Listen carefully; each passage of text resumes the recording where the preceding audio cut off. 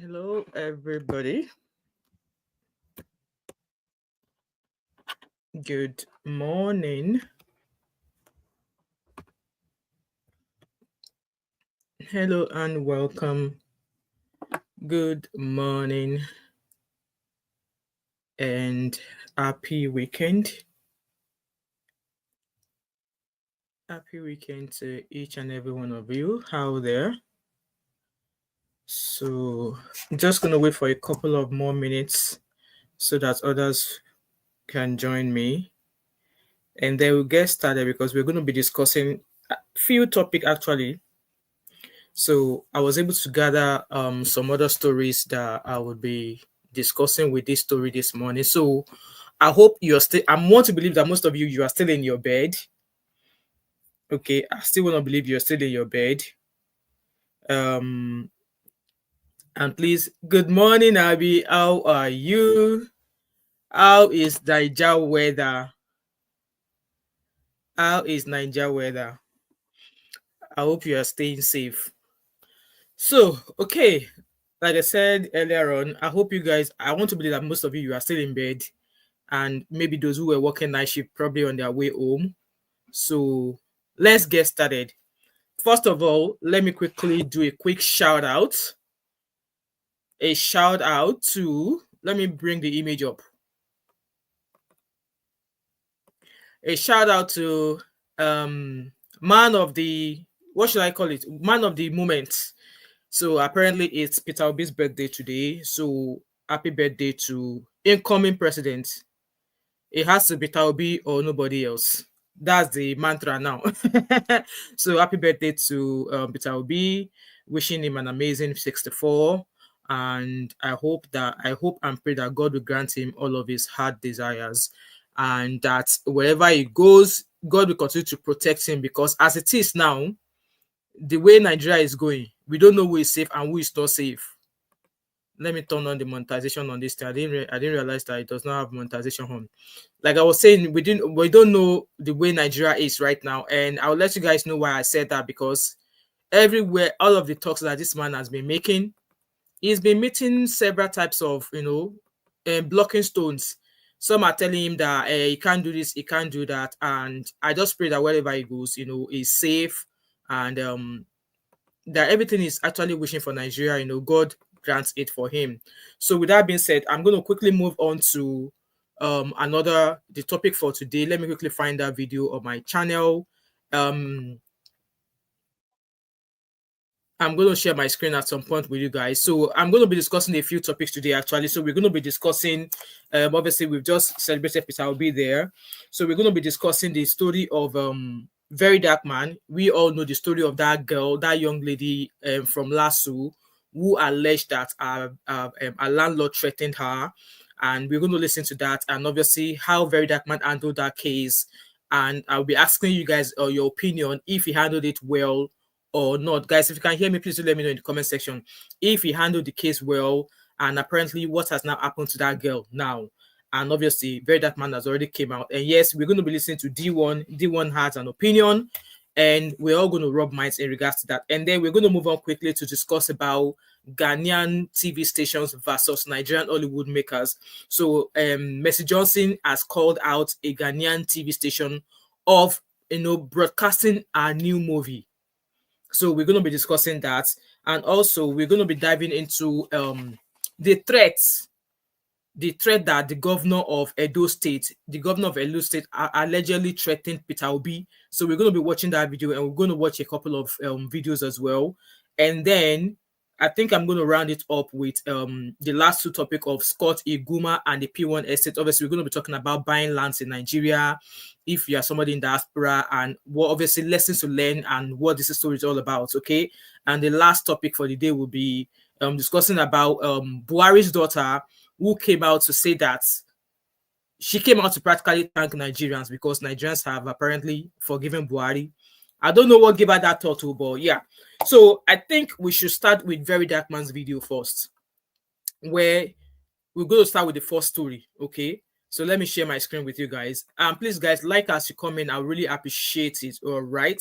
So let's start with that video of where the first video of the girl came out. Let me go to his channel, actually, his page, actually, because I saved a couple of videos, so I really want us to hear the story from his page. Okay,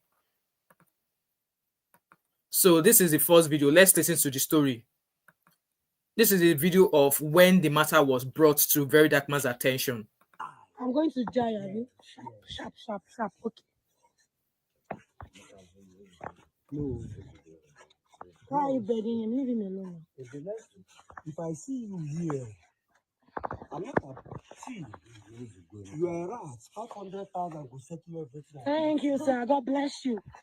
God bless you, sir. All those little boys where they fuck you. God bless you, sir. Yes, little boys, they fuck me. I don't fuck old men. I fuck little boys. I fuck little boys. I cannot fuck you. I cannot fuck you. You're a dirty thing. You don't know people that you fuck. I fuck little boys. I don't fuck old men. Leave me. I don't fuck little boys. I swear. You will lock Guys, me. leave your thoughts and opinion. Yeah, I know. Guys, leave your thoughts and opinion based on what you've just heard and observed between this man. So this man that is being held by the guy in black is allegedly the landlord of these LASU students. So we don't know what happened, but from the beginning of that video, we could hear that Baba saying that 500,000 naira will sort your case. That the girl is moving around with small boys, and the girl is actually replying the Baba, say the Baba na dirty man. She say she go kilewa small boys as compared to kilewaing a dirty old man.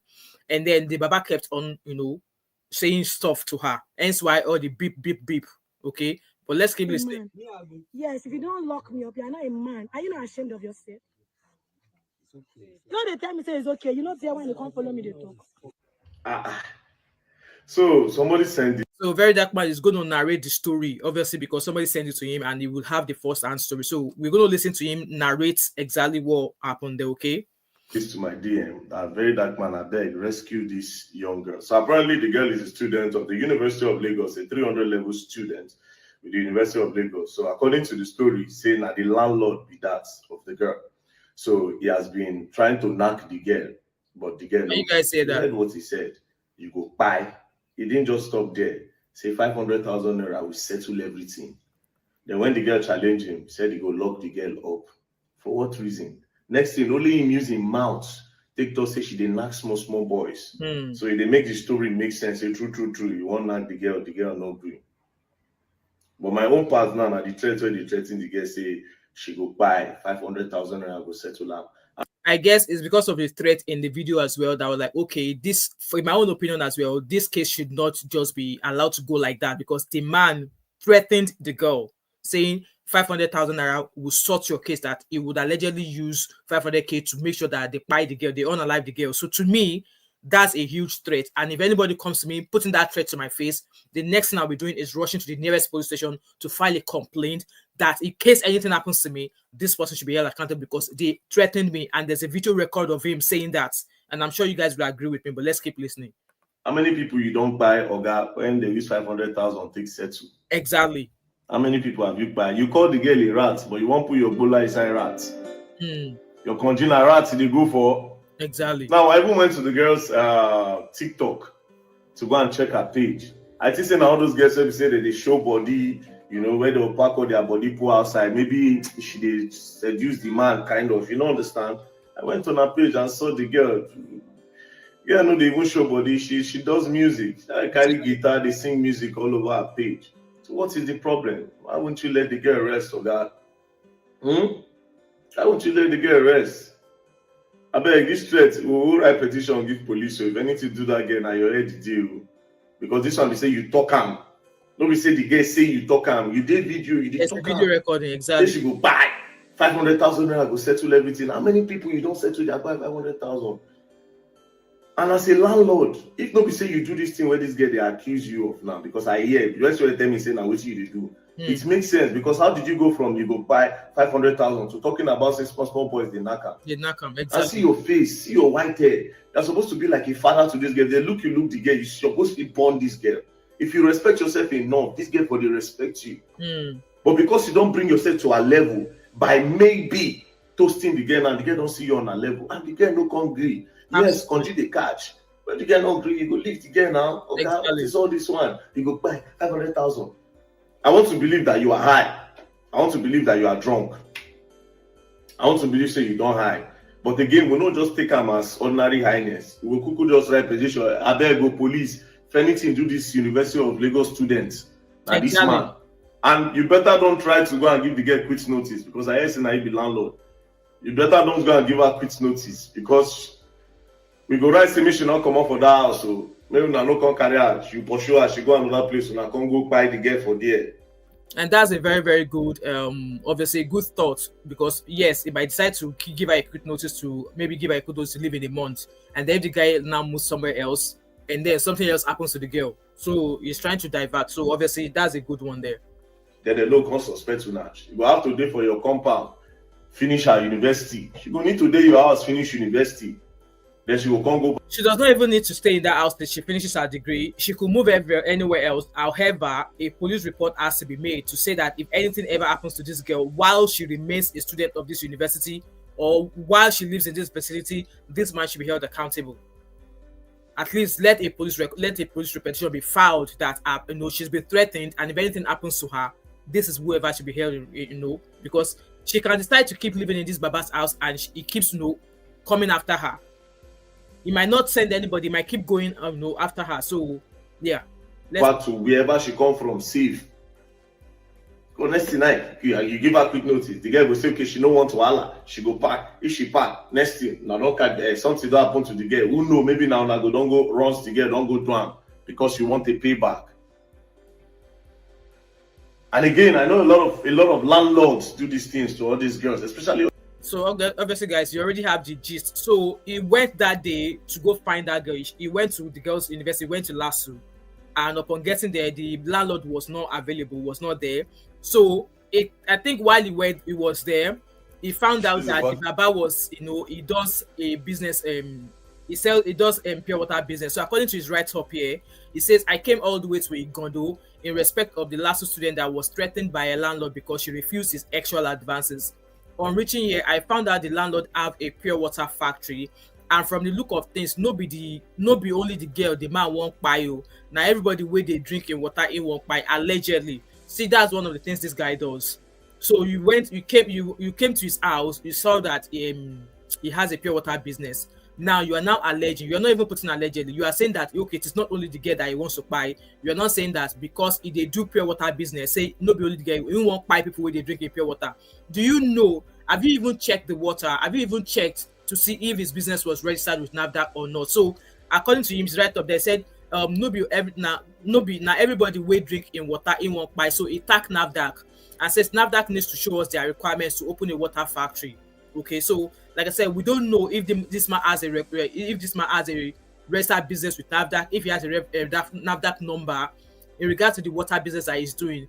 And then, in my own opinion, for him to have written this with this narrative that is written out here, I would have thought that he would try and find and speak to the man to have obviously hear the side of the Baba story. Okay, yes, we saw the Baba threatening the girl, but then you'd want to know what happened, what led to him threatening the girl. Actually, like, Baba, this is the video that I've been sent. This girl told me that you are doing this, you are doing that, and I have a video of where you were threatening this girl. What happened? We didn't see a video of him questioning this man in any way. But okay, yes, it went over to where this girl was staying, and then let's watch what you noticed. The pure water factory of the man that threatened to kill that student, and this is where you are making water for people, where you get the audacity to talk, say, if you buy the young girl, say you go use 500,000, take end everything. Anyways, we'll report this one to NAFDAC. Just get all these small, all these debts. So this is the area. Obviously, this is the man's house, and his house, he has a pure water making business. Guys, let me know your thoughts and opinion in the comment section as regards to this particular instance of this case. So he went there for the purpose of obviously find out what happened, okay? And then realize that the Baba has a pure water business. So keep watching and leave your thoughts and opinion in the comment section if you're watching this video back. Don't go, come. I don't know if NAFDAC approved this place. And I think, in a way, maybe this is a suggestion to NAFDAC. I don't know if they already have such system. NAFDAC should have a section on their website where any product at all, we just need to pop in the business name or the product name, and then it will give us a tick to say NAFDAC registered. I hope you guys understand what I'm saying here. Like me, I have a small business here where I make scented candles, I make body butters, and it's registered with the cosmetic industry, with the cosmetic agency here in the UK. So if you pop the product of the name of the product of my, if you pop the name of my product on that website, it will bring you the details of my registered business, that I have the registration, have the permit to make that product. So I don't know if NAFDAC has the same facility on their website. So I think this is a suggestion for NAFDAC. Every product in Nigeria, they should have like a portal or like a section on their website where if I buy a pure water now and I want to be sure if that pure water is registered under NAFDAC or it has a NAFDAC number, all I need to just do is either scan a barcode on the pure water bag or go onto NAFDAC website, type in the name of the person who made that pure water. And I will expect that me putting that information on NAFDAC website, it will let me know if that product has NAFDAC number and if it's registered with NAFDAC. I hope this is making sense, guys. Let me know in the comment section as you go. Where did they make pure water?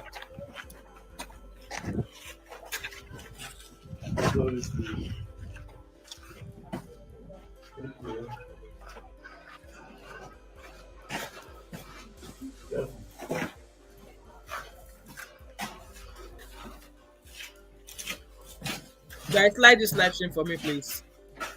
See where they still storm water. My place will be like toilet. See? He said the place looks like a toilet. Move back, please. See. Focus here. Come.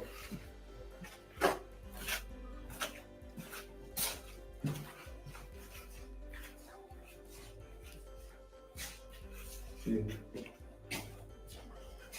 Like the live stream, guys, please. This is the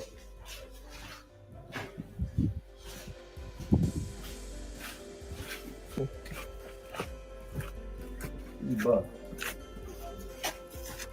Yeah. Obviously, the environment looks dirty. Can't deny that. So apparently, this is where he's working within the area. I don't know, maybe he's going to the police station or something, but he's within the area of the school anyway. So I just want us to see where he actually spoke with the girl, where the girl narrated exactly what happened. So I'm just going to mute for now and up until he gets to start speaking to the girl. So let's listen to what the girl has to say. This time the socket was bad. So it was like, That's okay, I don't told him that sir, this thing is bad. You said you are going to fix it.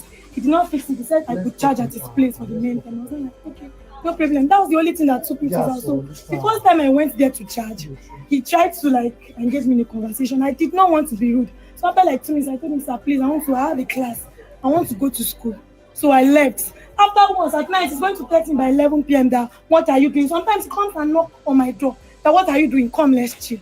I was not like, where's his wife when he tells you to come out? That time, the person that gave birth for him now was not there. I think he was staying alone. He now said that I should come and cook for him. So one day I went for a competition at Team. When I got back, when I just came back, he was just trying to that his neighbor. I was not like, no verse, I did not know. I'm not on the platform. I did not see anything. So I don't know the date to pay Nipa bill. He was not shouting. I was not like, can I give you cash? He said, yes, I gave him cash. And I walked out. Since then, if I greet him, he did not respond to my greeting. I stopped greeting him. Like that, we were talking. He started pushing me. Before you know it, he slapped me. I was not like, That's the third time. That's the third time he's raising his hands on me. Because the other one he did, this my friend and my lecturer came. Like, why put your hands on her? She's not your daughter. She's your tenant. Why put your hands on her? Like I said, a lot of things need to actually change in Nigeria. Somebody is renting it out from you. A misunderstanding, you are putting your hands on her. What if she goes out there, she arranged with some of her boys or some of her friends to come and beat you up? Why put your hands on her? Anyway, let's keep listening. When my lecturer came, they now preached that peace. That was the job of my performance. I could not even sing well in school. Like everything I react, everything, I could not sing well. I was crying all through backstage. They said, my mommy said, you know how something starts, you don't know how to end. Just live in peace. It's the live in peace that I'm doing now. That still came for me yesterday again. When he hit me, I was like, we started dragging it. He carried plank there. Wanted to use it on me. We were dragging the plank. Then I used it on him. Then he now started shouting. My girlfriend came back from work because she has been staying with me. I've been sick for some time. So everybody there, they were shouting. They could not come inside because my gate is jam lock. So when they were shouting, somebody even had to like fly the fence and come inside. Everybody, people gathered here. Nobody could come inside.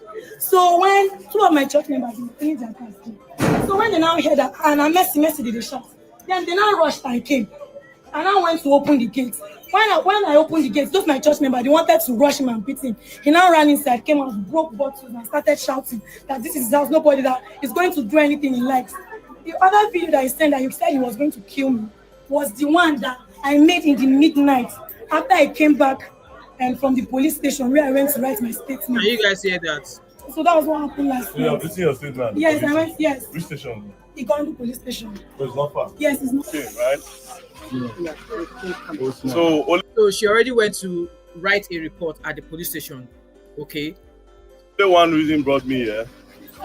You know, the way this country is going, people do anything they like. Exactly. Now, it took me over 1 hour to come here. Just for one. So we've already heard that part. Apparently, you just went there to go, obviously, support for the girl. So the annoying thing, which actually made me brought this live stream, was that the Nigerian police have now arrested this girl. Why? Let's watch what Verydarkman had to say. That was the reason why I came here. All right. Show now they see the kind of country where we did. They see the kind of country where we did. Remember this girl that was threatened by a landlord, where the landlord told him go buy her and he go use 500,000 naira to cover the case. Just this afternoon, police went there. Police from Zone 2 went to go and arrest the girl.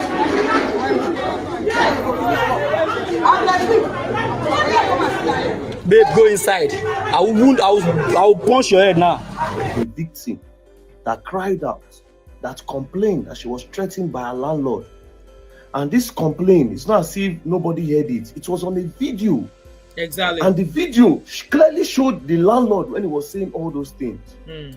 He clearly said that he was going to buy this girl, use 500,000 naira to clear everything. You are going to die. I'm going to die, Abby.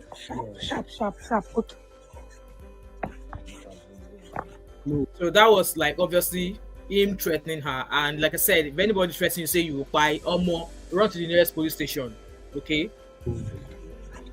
Why are you begging him? Leave him alone. If I see you here, I'm not a see. You are right. 500,000 will settle everything. Thank you, sir. God bless you. But guess what the police did in return? They've They arrested went the girl. there to go and pick the girl. And as I speak to you now, the girl is in Zone 2. Why? Now, I'm appealing to AIG Adegoke Fayoade. You are in charge of Zone 2. Sir, please, let this girl go. Whoever went to go and arrest this girl, I don't know the kind of complaint. I don't know. You guys, have you seen how a victim has now become a suspect? Can you guys see how a victim has now become a suspect? That's exactly the same thing that's happening in Nigeria. I know it today, and it's going to keep happening. Because tell me why a landlord threatened her because she refused his advances, which is part of the reason, right? He already assaulted the girl 3 times. And she already went to make a police complaint at the same police station that they are now arresting her now. So they did not arrest the man. So it's the victim now they have now gone to arrest. On whose order? Who ordered her arrest? You see how a victim has now become a suspect. The case, the way Nigeria is going, Nigeria is the matter of if you don't have money, you don't get justice. Anybody who get money can just do and undo as they like. Nigeria is now anybody do as they like. You rave mad, they carry you. Nigeria was never like this 20 years ago. But let's keep listening.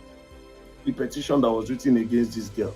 But please, this is not the kind of Nigeria that we want to live in, where victims don't even have a chance.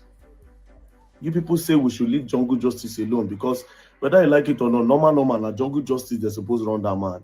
Exactly. If this were to be somewhere, they would have done proper jungle justice. Students would have gathered and give him correct beating of his life. That anytime he sees a student, he will not go and ask them that he want to put his cucumber into a rat petus. He's lucky. I was even surprised that they don't even give the man jungle justice. I'm surprised. But let's keep listening. And because that's the student area. That's the student area. They're supposed to play that man. They're supposed to stand down. Students in that area, they must be calm. Maybe majority of them obviously probably come from a well-mannered family. Their papa and mama trained them. That's why they've not given him jungle justice. And again, the girl went to the police station in Igondo to go and file a complaint. She kept on going to the DPO that my life is in danger. The fact that this man is at large, my life is in danger. The DPO say the man is still at large. Don't worry, we'll catch the man. Then police went from behind, from zone 2, to go and arrest the girl. Can you imagine? Please, AIG, and I'm Lagos PRO, Mr. Benudei. You know about this matter. Please, I don't know if you have heard it. I've been trying to call you, they pick. Please, let them release this girl. This is not the country we want to be living in. The man clearly said it. Now his money is already influencing the truth. The money don't influence the truth. Then truly, if to say by that girl, truly police for fear and cover him, it's not a new thing. At this point, they should even investigate the man and investigate those policemen that came to arrest that girl on his behalf. How many people they don't even buy before? Because even as that thing they outside, still they didn't care. I am really curious of the complaint and the petition that was written against that girl. I am curious. Exactly. And the Nigeria will won't leave with this, where victim no get voice. I'm calling on the Inspector General of Police, IG Kayode Egbetokun. Look at what your policemen are doing. This is a disgrace to the Nigerian police. Where's the voice of the common man? Where's the voice of the common man? And I will ask this question: should we go back to doing jungle justice? Because we are all able-bodied men. We feel run arm. Nobody say we no feel run arm. But one enter civilization. Normally, they're supposed to put tire for that man head. I don't care if anybody does that when instigate. They're supposed to put tire for that man head normally. But they're supposed to play him. Man, no day for that one. But we came. They reported to the police. Nobody was going to touch him. Nah, no day for that. Now see. Victim don't turn suspect. Victim don't turn criminal. I beg. Make that girl no sleep for sale. I beg. If that. So you guys heard that, guys. Let me know your thoughts and opinion in the comment section. And also, I just want us to quickly watch one other person's take in regards to how Verydarkman handled this case, and then obviously, I'll take a couple of calls before we move on to the next story. So you all know, D1 has been on the case of Verydarkman for a very long time, and is actually out here to say that the way Verydarkman handled the case was the reason why the girl was arrested. Guys, let's listen to his own take, and then, like, obviously, you guys drop your comment, and if I'll take maybe 2 calls in regards to this particular section of this live stream before we move on to the next one, okay? Because of VDM, this lady has been arrested. She's currently in zone 2, according to the same VDM. Now, for those of you that don't know the story, she had a dispute with her landlord, right? And for some reason, the matter got to VDM. And as ignorant, I don't tell you because this boy no get, no level. You don't understand. He now went to post it on his platform. Ridicule the man. You hear from the man as usual. They balance your story. So guys, do you think that Verydarkman should have spoken to the landlord first before, obviously, you guys saw it from the video we watched, it was all over the place doing obviously filming the video the business that the man does. So obviously actually used 2 stones to kill 1 bird. So I don't think he spoke to that Baba or the landlord before he left that area that day. Yes, the girl already went to the police station. I would have imagined that he would probably maybe try and find his mobile number and speak to him. So do you agree that Verydarkman should have, hello Monica, I see you.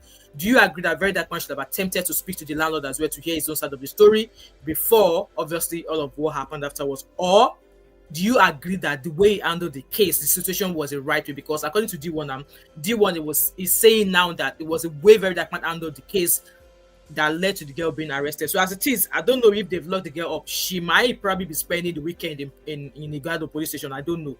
But let me know in the comment section if you agree that the way Verydarkman dealt with the case is not right. I don't know. Maybe you should have spoken to the Baba, the landlord, first to actually hear what actually happened. And then we need to understand, yes, that the Baba threatened this girl, saying that, no, I will unalive you and I will use 500,000 naira to cover everything up.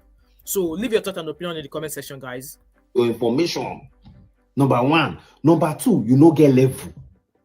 He now posted it in, disgraced the man, he even went to ridicule the man's business. I don't know, say this pure water, this one, that one, he escalated the matter on social media. Now, you see, there are some things that they bring to even me, myself, when they tell me, now for phone, we could just settle on. Even if I go there, now, Oga. Guys, let me read your comments. Mary Sugar, I see you. Monica, I see you. Mary Blue, I see you. Welcome. Abby said, I'm sorry. The threat cancels a side of the story. All right, okay. That's fine. Absolutely fine. Okay, let's keep listening to what D1 has to say. No verse, Madam Yusuf, take am easy. Matter don't end. No be every matter cannot end like that, because this man threatened this girl, saying that I would unalive you and I will use 500,000 naira to cover everything. You can't say because he's not spoken to the Baba on the phone and he's not spoken to the student and you not say both of you should not verse. No, the threat is still on ground. He threatened to unalive this girl. For the man to be saying that, yes, I will unalive you and it's only 500,000 naira that will cover the case. How many more people has this Baba done that same thing to? How many people has he done that to? So I don't agree with D1 in this regard that he should have spoken to the man on the phone and then try and speak to the girl so they both settle amicably. No, the threat is still on ground. And yes, I agree with Abby there saying that, you know what, the threat cancels hearing the side of the story. All right, okay. Or even maybe speaking to even hearing the side of the Baba story and still let him know that, come, for the fact that you have actually threatened this girl, we go still carry the matter go police station, because we know the way Nigeria is rolling now. We know the way Lagos is rolling now, because everybody just disappear. Anybody fit do anything. And even all the recent case of this youngster that was quiet, not far from that LASU area, but it was alleged that a certain Celestial Pastor Church was the one that quiet this boy. Now they've now said that the pastor is innocent, that the pastor had no hand in the death of the boy, but then money was moved from that boy's account into that man's account and into all of his children's accounts. How is the man now innocent? You know, so yeah, maybe having a dialogue with the man and then still letting him know that, come, you've threatened this girl, and because you threatened to unalive her, we will not take that threat lightly. We will report this to the police station. In case anything happens to this girl, you'll be held accountable for it. Well, let's keep listening. You're going to use them make content. Now you have made content out of this girl. This she don't know. She not be content creator. She just genuinely wanted to report. You know understand? In your own bit now to paint a picture, you don't disgrace the man. You don't ridicule in business. You don't spoil the image. I don't agree with you. What you don't understand? You are not thinking of the ripple effect. Thank God say that man even report to police. And I'm not supporting that they should arrest the girl. I'm just saying the dangers of some of these contents that you make, VDM, especially you, not be everything supposed to social media. Some things you go settle them amicably. What if the man no reports to police? They can't begin to threaten that lady for streets.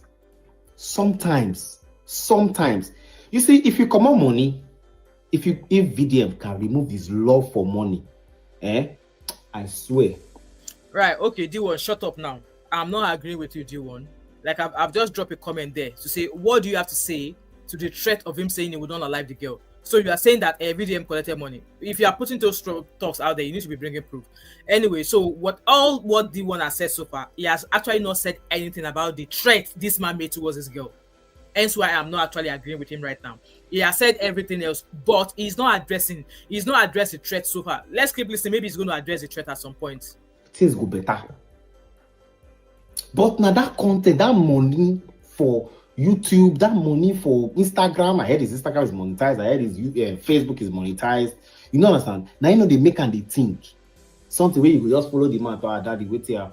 Now small girl, it is a beg. Now my school daughter or now my friend. He threatened her. Everything don't end. He threatened that. Now still you now they call police PPRO. VDM they call police PPRO. That one no picking call. Nobody takes you serious. No level. If you want to make more tomorrow, now you go say, I call this person, I call this. Now they know they pick your call. Now beg you, they beg now. Now beg you, they beg. Your approach was wrong. First of all, you did not hear from the man. Second of all, you blew it on social media. You know how many cases where police they solve where it could just end like that. No need, not even go court safe. Most cases now misunderstanding. But look at the way you handled it. You need to apply more wisdom and reduce your appetite and love for money. Social media not be real life. Oh, I don't know to tell you now. Social media not be real life. Now they talk say you be fourth arm, and they lock now for zone. All right, okay, that's all I'm listening to in regards to that. So guys, let me know your thoughts and opinion in the comment section. Let me drop the link to the studio. We'll take 2 calls in regards to this, and then we'll go on to the next section for today's live stream. So the links in the comment section. and I'm going to take 2 calls, just like to contribute to. So Monica, the issue now is that the police have actually arrested this girl. The girl who went on to complain that her landlord allegedly want to kill her with her, So we saw video of this man threatening this girl over what? An issue that there was something was broken in her apartment, and she spoke to the baba that the baba should fix it. And baba was like, no, I'll fix it. You can charge in my apartment at some point. And then the girl like, no, she doesn't feel comfortable coming to his apartment to come and charge or anything like that. So baba started harassing her, saying that hey, you are effing small boys. So obviously the girl alleged that the baba tried to kill her, and she said she's not interested. So the baba is now threatening her that it's a small boys, you are effing small boys, small boys. So we saw the video before you came in there, and the girl like, yes, I would rather F a small boy than F an old man, dirty old man like you, and stuff like that. And the baba was like, no, I will unalive you, and I will use 500,000 naira to cover it up. That was your threat. That threat is what I'm taking serious here. I don't care about a parent or no parent. It's a threat here. So apparently the girl said she's already went to the police station to go report the crime, the threats. So the police are aware of this matter. And when Verydarkman went there, Verydarkman did not see this man. Obviously, he went about the man's house. He saw that he had a pure water business, and Verydarkman alleged that no be the girl only. The girl, it's not the girl. The man is not trying to unalive the girl only, but the man is also trying to unalive other people because he has a pure water business. He does not know or is not aware if he has a NAFDAC registration number for the pure water. So for me, that's alleging what you don't know. What if NAFDAC comes out to say, oh, that business has NAFDAC registration number? And hence why I drop a suggestion that maybe NAFDAC should have a section on their website where if you want to check if a product has NAFDAC number, you just need to put the name of the product on their website, and you to bring it like a page to say, oh, this page has, this product has NAFDAC number. So now the issue now is that after that video that Verydarkman made with this girl, the girl has now been arrested. Who arrested the girl? So according to Verydarkman in his video there, he said that when the girl went to the police station, that the police people were shouting at her, blaming the girl.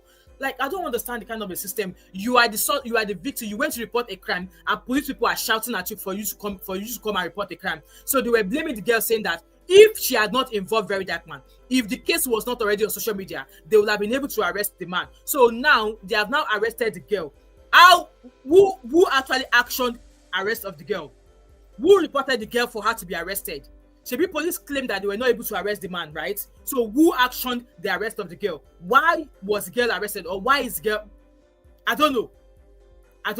Who arrested the girl? Police are claiming that, because I don't want to play all of Verydarkman's video. Police are claiming that it was because the girl made a caricature of the obviously letting Verydarkman know and then blow it on social media. That's why they were not able to arrest the man. So now this girl has now been arrested. Who actioned the arrest of the girl? Who went to report her to arrest the girl? With that being said, this girl already had a case at the police station reporting the same man. I want to believe that it was the same man that went to the police station to complain about this girl. Now they've picked the girl up, but they've not picked the man up. Make it make sense. That's Nigeria. That is Nigeria. Abby said, even if it has NAFDAC number, please see the place is not, it's not fit for that kind of a product. Yeah. Either way, NAFDAC, that place is disgusting. Let's see if NAFDAC is going to do anything. Exactly, Monica, that is not justice. I don't know why they've arrested the girl, and it's the weekend now. So I've not heard, I've just gone to Verydarkman's page to see maybe there's an update if the girl has been released or not. But there's nothing on this page yet to let us know if this girl has been released or not. But this is not fair. This is not fair. Why arrest the girl? Why arrest her? She is a victim here. The man assaulted her multiple times. The man threatened to unalive her, and that he will use 500,000 naira to cover up the case and nobody will know about it. Anyway, since there's no call, I'm going to move on to the next story for today. Okay, let me stop sharing my screen just now. Let me bring up the next image for today's so I think the next topic I'm touching on is Peter Obi with the governor of Edo State.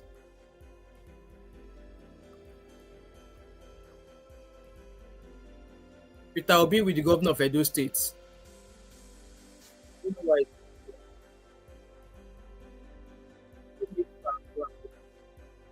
Okay. So we're going to be talking about Peter Obi and the governor of Edo State. And pardon, please like this live stream. I'll do that. Okay. So I'm sure you guys already know by now that Peter Obi has been traveling everywhere. Obviously, maybe that's his own way of reaching out to people. And then there was a video of this guy, a Edo State governor. It's called Monday Okwebelu, stylishly, indirectly. I'll say, should I say indirectly or directly threatening Peter Obi, saying that Peter Obi should not enter Edo State without letting him know. I remember what happened in Bono. Was it Bono obeyed me? That massacre that Verydarkman go to public. Obviously, they also asked that Peter Obi should not come there. Okay, so I'm going to be sharing a video with you guys where that governor was saying that Peter Obi should not enter Edo, because if he entered, Peter Obi's security is not assured. So I'm going to be sharing my screen. That video, I saw it somewhere. Let me see if I can share it. I saved it somewhere. So we hear what he has to say. And there's another video I'm going to be sharing with you guys. Hearing the Baba talk. It's as if the Baba knows how to speak English. It's not even a matter of English. Let me share my screen with you and hear it for yourself.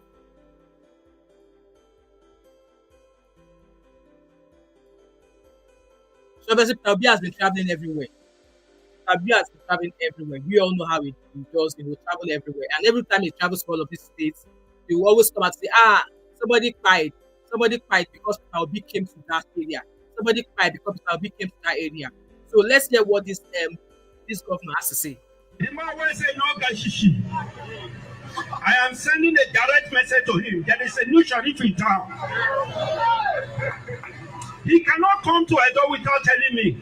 Can you hear that? So he's referring to Peter Obi because Peter Obi came to Edo State. So he's not saying that Peter Obi cannot come to Edo without telling him. Like, Peter Obi is a Nigerian. You are also a Nigerian. And why should I have to seek the consent of a bloody ass old man? He's not even old because he not be the same age as Peter Obi. When we are talking about services, when we're talking about intellectual, when we're talking about academics, this man should not even be talking where Peter Obi is. Guys, please like this session for me. This Monday Okwebelu should not even be talking where Peter Obi is, level past level. But let's listen to him. Because his security will never be guaranteed. Whatever happens to him when he's in Edo State, he will take it. And can you see all the Muguns, all the Mumu, MU raised to power 2, nodding their heads in agreement with him?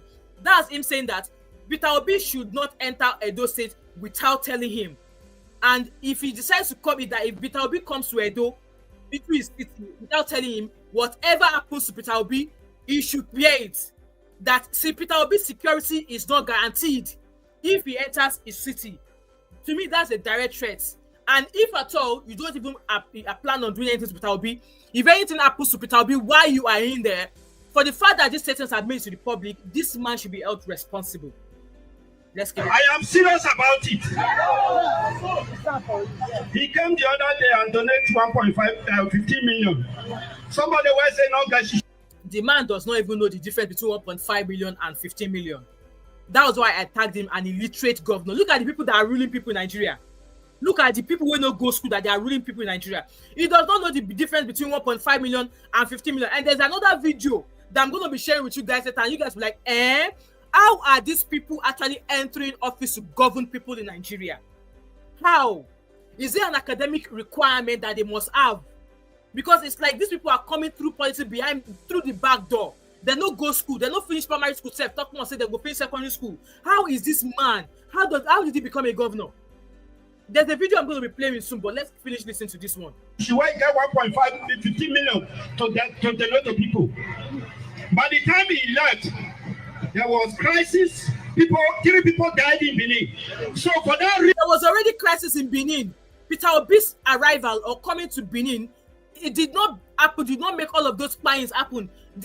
Everywhere everywhere I've tried to go to reading about this story, there's been instances of brutality and crimes happening in Benin.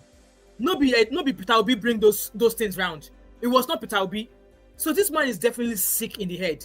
Listen, tell Obi he should not come to Edo without telling me. Can you imagine?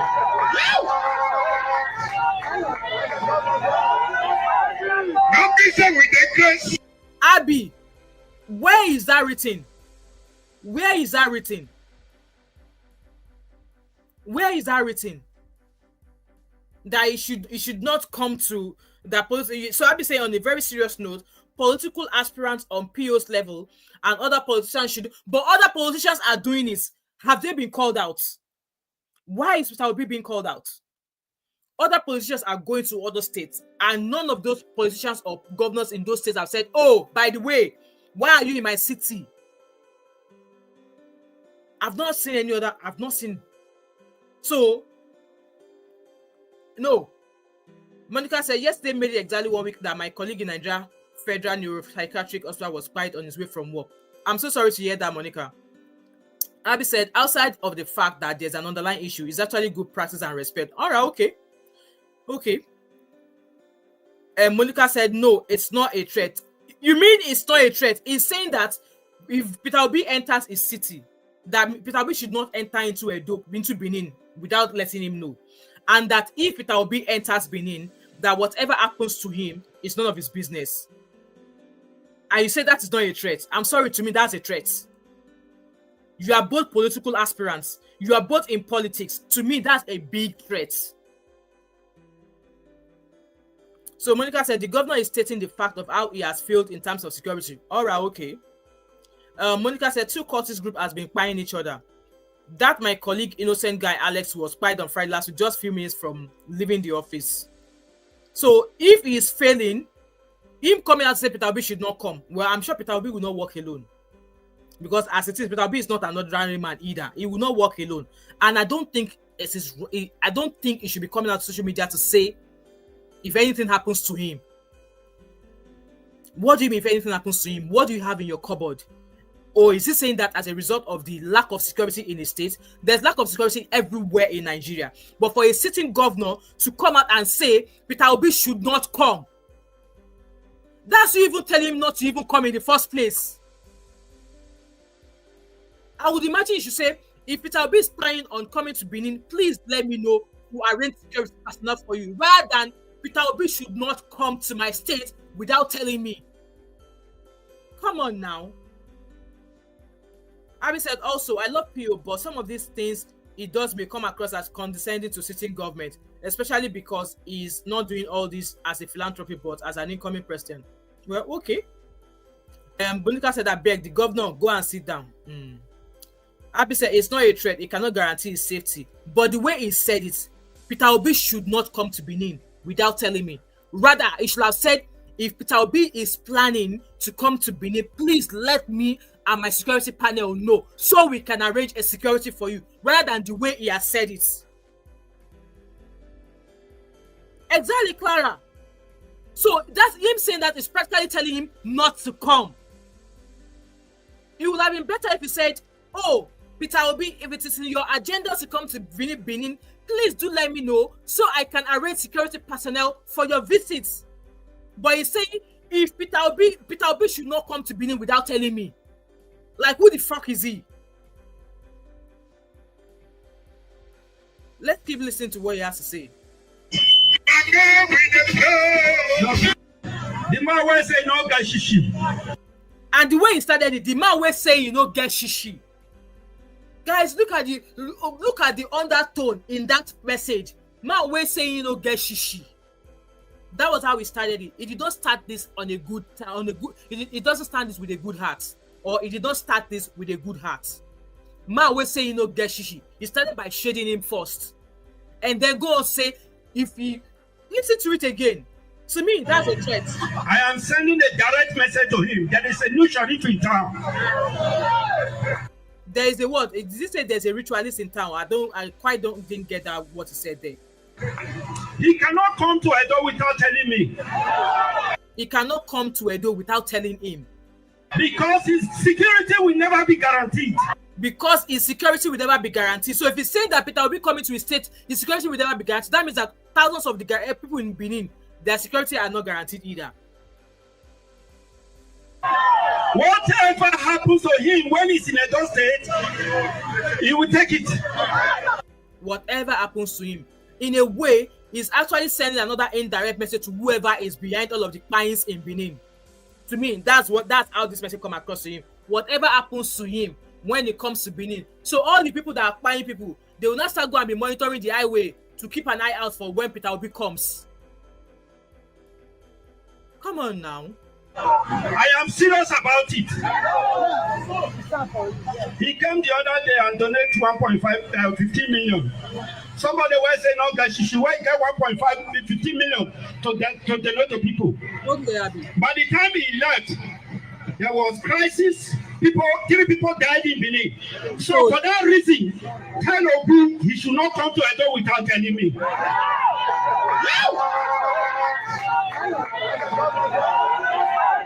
Ambition with the grace, and God with the flow. The man will say no. Can you guys hear that? Man will not say no get shishi. I'm sending a direct message to him. In my own, to the best of my knowledge, that's a threat. Okay, that's a threat because the way he started, and yes, I've been saying that obviously it needs it needs a security clearance, blah blah blah. But the innuendo in that message, man will say no get shishi. And if anything happens, he cannot guarantee his security.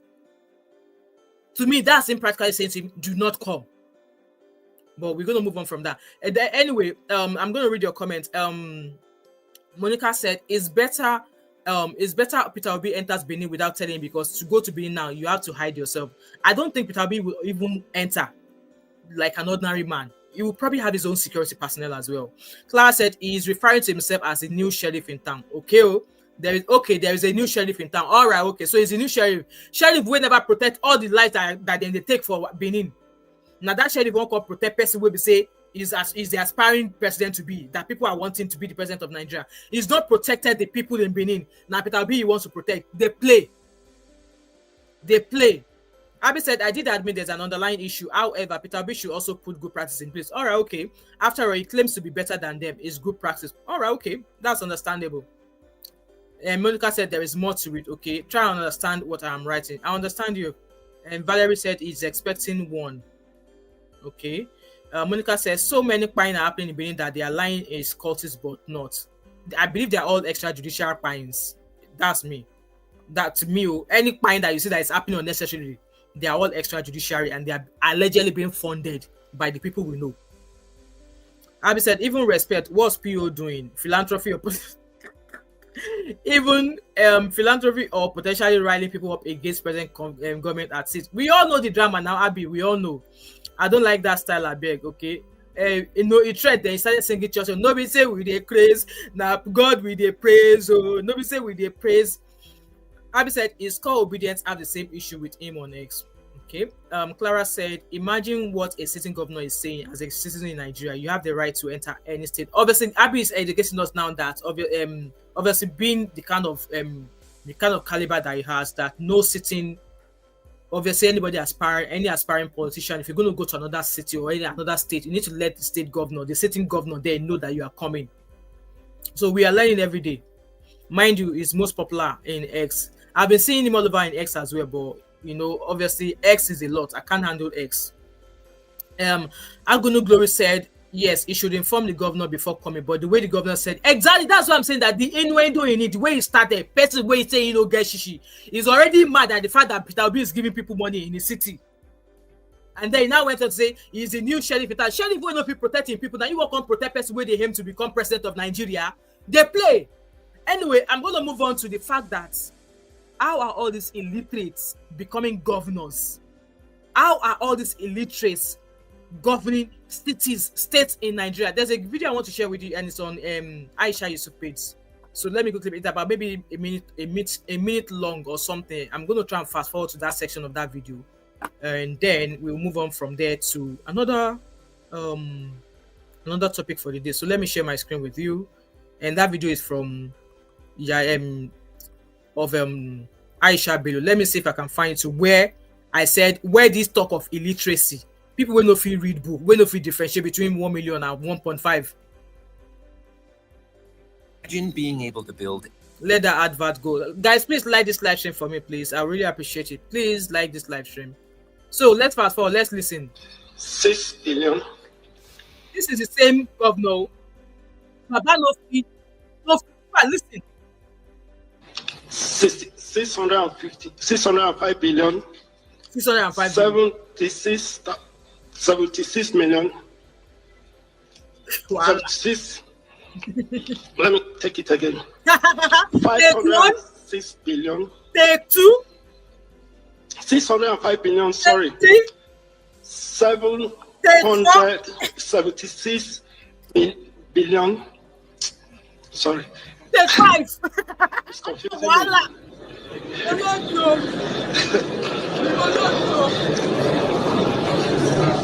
Okay.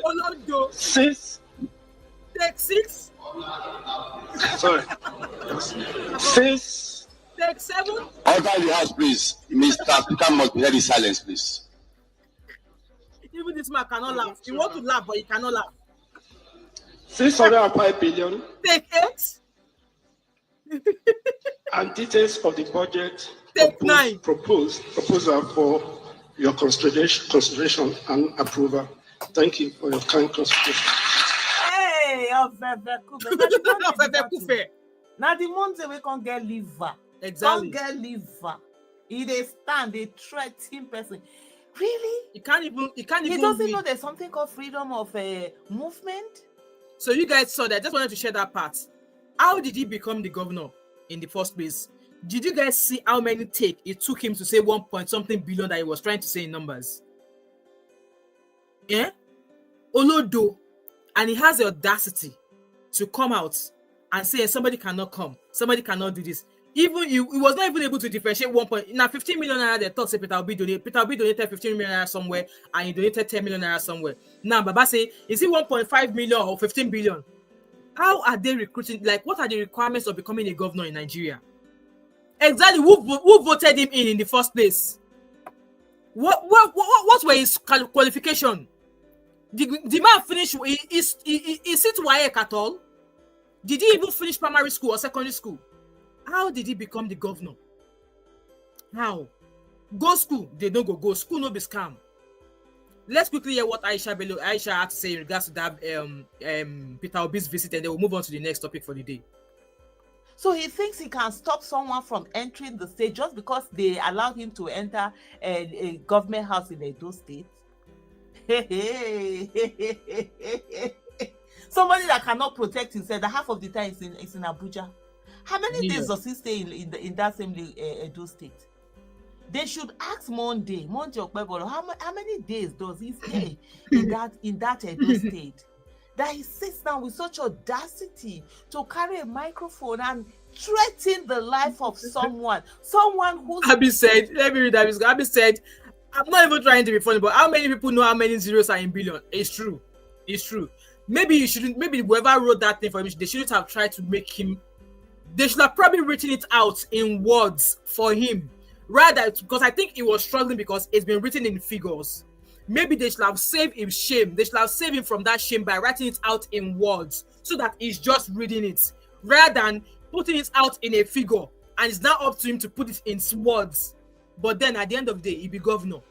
Which qualification you take become governor? Which qualification that he's not able to even read that? If you bring a primary six child, the primary six child will don't let me talk too much, but let's quickly listen to Aisha Bello and then we'll move on to the next, okay? State is under siege. He has not even had the guts to be able to open his mouth and talk about the insecurity in his state. People are being killed like flies, but like a coward, he went the other time to Kano to go and do appeasement, but not at all at the people in his backyard that are dying every day, that are being killed every day. He sits down there and he says he's secure in that state. Somebody needs to ask Monday whether Monday is secure for that Edo State where they talk, where they threaten other people. I think there are people who think that they have monopoly of madness and monopoly of violence. Now law abiding, that people they follow. Exactly. That same law abiding that you people can't follow. Now people they follow, but they should not take people's, people's lawfulness to be a weakness. No, it isn't. Absolutely. It is doing the right thing. I agree with Aisha. Because if they say they want to go on any level, Monday no fit anywhere. Where they say that they threaten person, where you go open and say you want threaten person. Exactly. It don't look himself finish. It don't safeguard himself.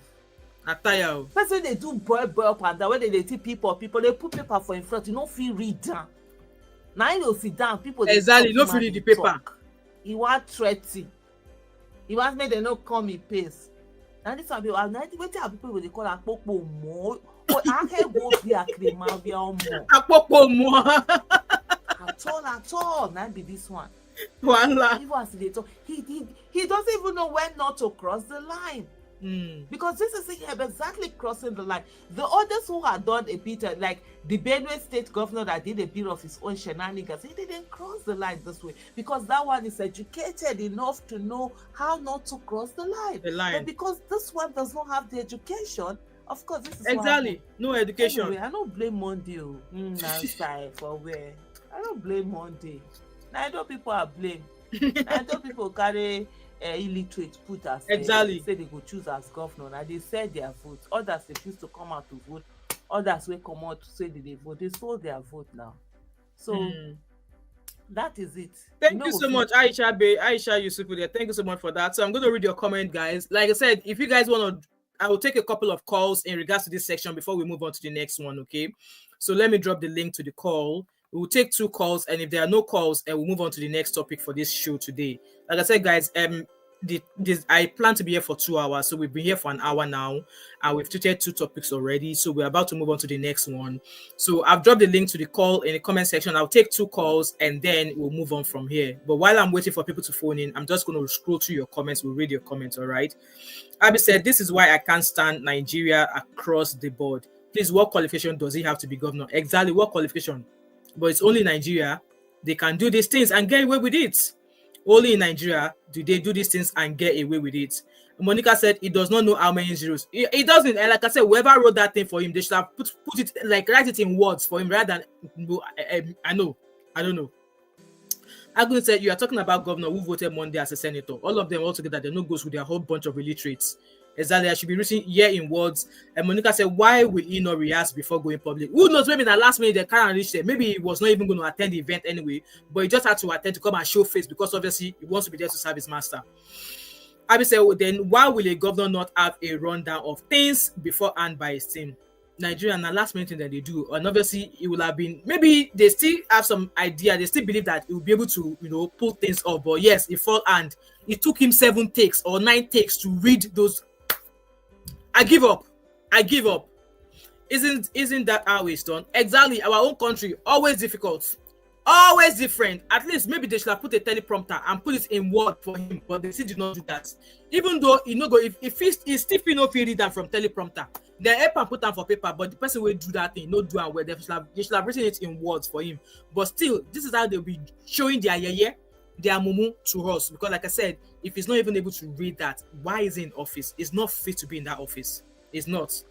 Monica said, "Very unfortunate in Nigeria we found ourselves." And so Clara said, "Hello, Clara Emeka. He was just put there to serve his masters."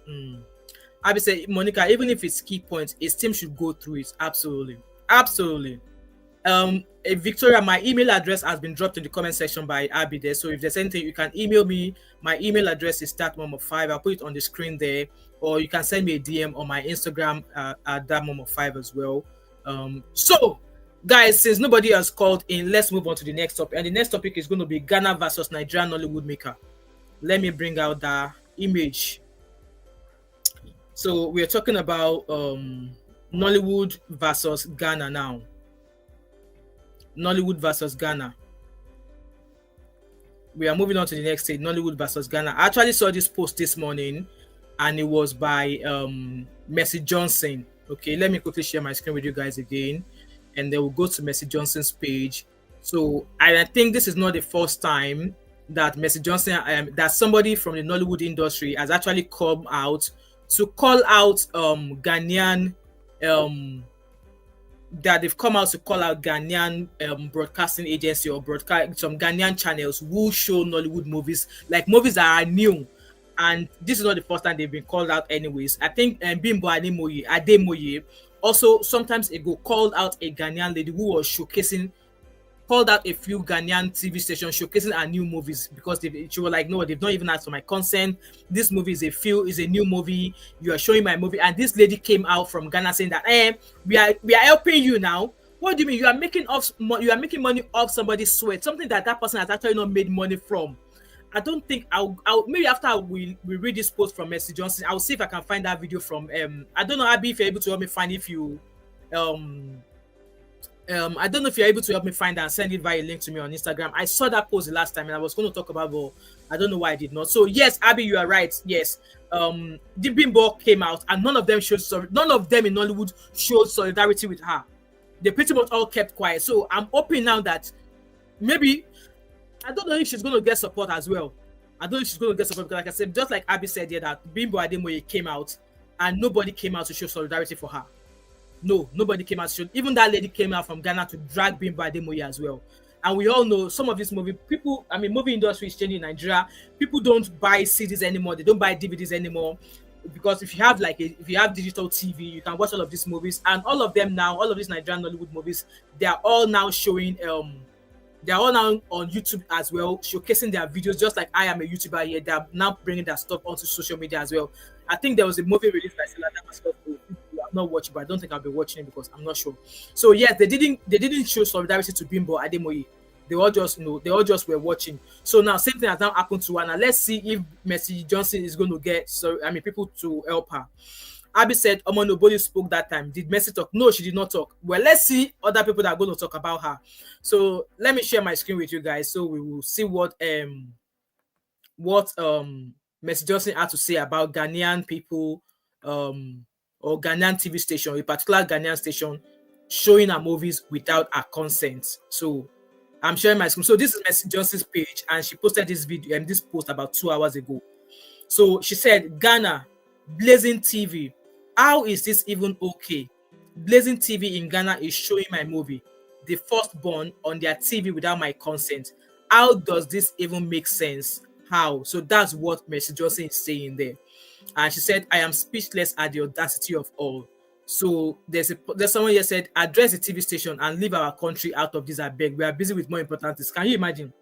So someone, I guess this is a Ghanaian person, saying that address the TV station and leave our country out of this, I beg. We are busy with more important something. This person also said, okay, I'm a Ghanaian, but I don't know this channel. Okay. Somebody said, is this not exactly? So is this not a similar thing that Bimbo Ademoye complained about the other time? Why always them? Yeah, Bimbo Ademoye complained. I saw that post from Bimbo Ademoye there. I'll see if I can still find that post on Bimbo Ademoye's page. So let's go to the next slide. So this is the movie. I guess somebody must have reached out to her to say our movie is being shown. So somebody, I can't read that message, but this person said, Mommy, you and MJ's artwork is being shown for free. My Ghanaian people don't want to learn. Your new movie is showing on Blazing TV. Please do something, it's bad. So I guess somebody brought attention to it, and hence why she's calling them out. Yes, I can see a Ghanaian person in the comment section saying that call out the TV channel and leave Ghanaian people out of this. Let me see if I can find that post from Bimbo Ademoye. Okay, I received a message here. Let me see if I have the link. Not now. Okay.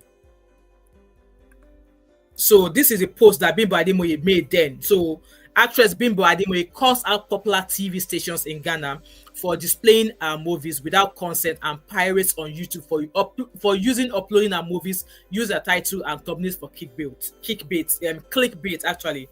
So this is, like I said, I saw that post there and I was like, why are other people not talking about it? It's not as if this thing does not affect other Nigerian Nollywood. It affects all of them, but none of them came out to show solidarity to her. So let's see this time around. Maybe people will come out. Thank you, Abby. I've seen it. And Monica said, the Ghana TV not know she will know? Well, obviously somebody brought it to her attention. So she probably wouldn't have known, but then somebody brought her attention to it. So yeah. Monica said that's how they will start. It should not be a big problem. That should be tackled now. But then the thing is that our Nollywood industry, they don't work together with one another. They don't support one another. Just like I said now, Bimbo had this issue a few months ago. And when she came out to call this TV station out, a Ghanaian person came out to tackle Bimbo saying, we are giving you popularity. Why are you complaining? If we don't show your movies, people will not watch it. No, because at the end of the day, if you're already showing that a movie on your channel, people will not go to the original owner's page to go watch the movie. They will not go there because they're already watching it on your show or on your station. So tell me why they will now go to Bimbo Ademoye's channel to go watch the video. They will not go. They will not go. But let's quickly run through what Bimbo had to say here. So let's listen to Bimbo's video. Tracked. You can be found. You guys, I don't have a problem. See, it's already bad enough that they're using my face for films that I'm not in. No problem. Yes, they do that a lot. But when I call a photographer, they take pictures of me. I pay them. They send me back the pictures. I pay somebody to do a poster. They send it back to me. I go through all that process. Guys, please like this live stream for me, please. There's 35 of you watching. Can we take the like to 20, please? Thank you. That picture, that poster is my intellectual property. It belongs to me. Yes. I didn't give you permission to use it. Use it. My title has been copyrighted. I didn't give you permission to use it. Absolutely. She's right. It's a different thing if, okay, like a movie, Homecoming, and then The Homecoming. That one is fine. But you can be traced. You can be tracked. You can use my actual title and my thumbnail. Then we have a problem. Absolutely. Then you now proceed to be evil and upload my film on your channel without my consent. I spent millions of naira making this movie. You know what it means to cast top actors? They charge me. And I gladly pay because they bring their A game. Then I'll now do all of that. Day and night. Sometimes you don't sleep. Crew members will suffer. They won't go home. We just walk round the clock. Then you will now sit down at the comfort of your home and lift my film and put on your channel. That TV station in Ghana, I'm talking to you. Don't put my movie up. I didn't give you permission to. I don't even want, before I don't even think she actually mentioned the name of the TV channel. I mean, the channel anyway. I don't think she mentioned the channel. Like, well, let's talk to me. Let's discuss on how we can both share. I don't want your money. Don't put my movie up. All the TV stations in Ghana that put my movie, I didn't give you permission to don't put my movie up. Ayodeji Films. You don't put my movie up, but you put my thumbnail. You use my actual title and my thumbnail and my title, and then you pretend like it's a part 2. I'm warning you. Actually, you're the one I'm looking for because I want to use you as an example. Ayodeji Films. Okay, she's mentioning somebody now. Ayodeji Films. So this person used obviously the person used the original image of a thumbnail for a video, even though it was a different video. So that person is using our thumbnail from a video, and obviously people will click on it and they'll be waiting for like maybe 5 minutes, 10 minutes to watch the movie. And then once they are maybe like 5 minutes into the movie, they realize that, oh, come, this is not what we want to watch. So yeah, people do that a lot. They use it as clickbait, but it's wrong. I'm calling you out. And the crazy thing is, you don't even do a review. I know people that do reviews of my movie. I see them. I love them. I love you guys. I appreciate you guys. But Ayodeji, you post and you talk a lot of trash. Let me give you an example of what you do. So, guys, have you seen this beautiful movie? It's a lovely movie. It's a nice movie. So the movie is nice. Tell us what you think about the movie. That's not a review. You're talking bullshit. And using our thumbnail for clickbait. Ayodeji Films, don't review my movie. Don't talk about my film. Okay, I think I know this guy. Because when I take your I'm going to check him out. Did she say Ayodeji Films? Ayodeji Films. You know what? This is part of the things why I've actually not. I would love to review movies when I watch them, but I think this is part of the reasons why I've not been reviewing movies. But yeah, I think I know this person she's talking about. Channel down, or I have you picked up and arrested, nobody should come and cry wolf and say Bimbo is actually using power to intimidate anybody. Because I'm warning you now. The TV station in Ghana, you're not untouchable. You're not unreachable. Stop uploading my movies on your channel and my title. And then you pretend like those of you that use my thumbnail and my title and you use another film. I don't care if I'm in the film. Don't use my thumbnail. It's my intellectual property. It's mine. And I'm not giving you permission to use it. Please. I've had sleepless nights. My eyes are red. I haven't slept. I've been working on PR. I've been spending money. My family, my father, my nephew. My sister, nobody has said, because we're all working to make sure that this PR is like huge. Then one evil person will now wake up and decide to use my property, my intellectual property, because you want to feed. Can't find that guy's. And you think that food will digest? Exactly. How can you Please, support that? True. I'm warning you now. I mind my business. When I do my crazy, I make you guys laugh, I go back into my shell. Do not see a side of me that you will not like. I'm warning you now. Don't play with me. Thank you. I want to hear the name of that guy. Part 2. I'm warning you. Actually, you're the one I'm looking for because I want to use you as an example. Ayodeji Films. I'm calling you out. I've tried to find Ayodeji Films on YouTube. I can't find it. But anyway, guys, so she came up with this story. There was not any other movie actress or any other Nollywood actor who came out to stand in solidarity with her. Nobody. Even when she was dragged by a Ghanaian, whatever who that lady is, there was not one movie director, there was not Nollywood movie sister or brother who came out to stand with her. So let's see, maybe they will come and stand for Mercy Johnson this time around. Let's see. Ayodeji Films. I've tried to Google him, but I can't find him. I can't find him on YouTube. Maybe there's something else it goes by. Ayodeji Films. I can't find him. As anybody, not tomorrow now, they will start begging on our behalf. So, like I said, no other Nollywood actress came out to show solidarity with Bimbo, and it's not fair. It's not fair at all that you want to use somebody's intellectual product or devices or things they've paid for. It's just right. You see, Abby said I saw okay now that obviously Omoni Obolina, she's not a Yoruba woman. Bimbo Ademoye, I don't think anybody came up to speak for Bimbo. So they are speaking for Mercy Johnson because she's Mercy Johnson. Why did they not come out then to speak up for Bimbo? I don't think anybody. Let me go and Google if there was any other person that spoke for Bimbo. Actually, I don't know about Mercy. I don't think Mercy came out.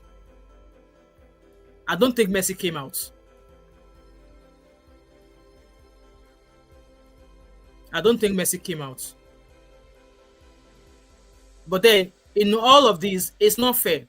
All of these people are spending their hard-earned money making movies, and yes, people will now come and put thumbnail. They will come and put thumbnail to make it look as if it's a continuation of that person's movie. Meanwhile, it's not. And if you want to use any of their part of their movies, I think it's best you seek their consent. Email them, contact them. I mean, if you're going to use it, YouTube allows intellectual property. And when we say intellectual property, when you use it as a fair, you can use some of their stuff under fair usage policy on YouTube. But then, like I said, when I was going to do that Obasanjo alleged baby mama, I contacted the channel. They didn't reach out to me. But then I had to put something up to say, you know what, fair use policy and stuff like that. Till now, they still not reach out to me. So they could come out tomorrow and say, okay, that thing that you use on your video, we want you to take it down. I won't have any trouble to take it down because if I don't want YouTube to strike me. But then it's not fair. It's just like when somebody writes an exam or maybe somebody writes an essay and then they give you the chance to maybe go through the essay. I decide to plagiarize them without giving reference or without saying, oh, this was where you got the article from. Without saying, oh, this is where you got this from. You are now presenting somebody else's work as yours. It's not right. It's the same with these Nollywood movie people. They spent all of that money. To provide their movies, and you're just going to upload their movies. Because yes, on YouTube, you can easily go to somebody's channel and download their movies. Yes, you can do it. There's variety of apps. There's variety of apps that you can just go, and most of those apps, they are free. You just go there, go to the movie, click share, copy, put it on that website, and you download their movie. Yes, you can do that. But then, is that right? No. If you're going to be showing everything the way they put it on their channel without maybe giving them some sort of respect or to say, I'm using this under fair usage policy, it's not right. And yes, according to her, she's spending a lot of money, she's spending a lot of time. It's just not fair. Monica said, not tomorrow now, they will start begging on your behalf.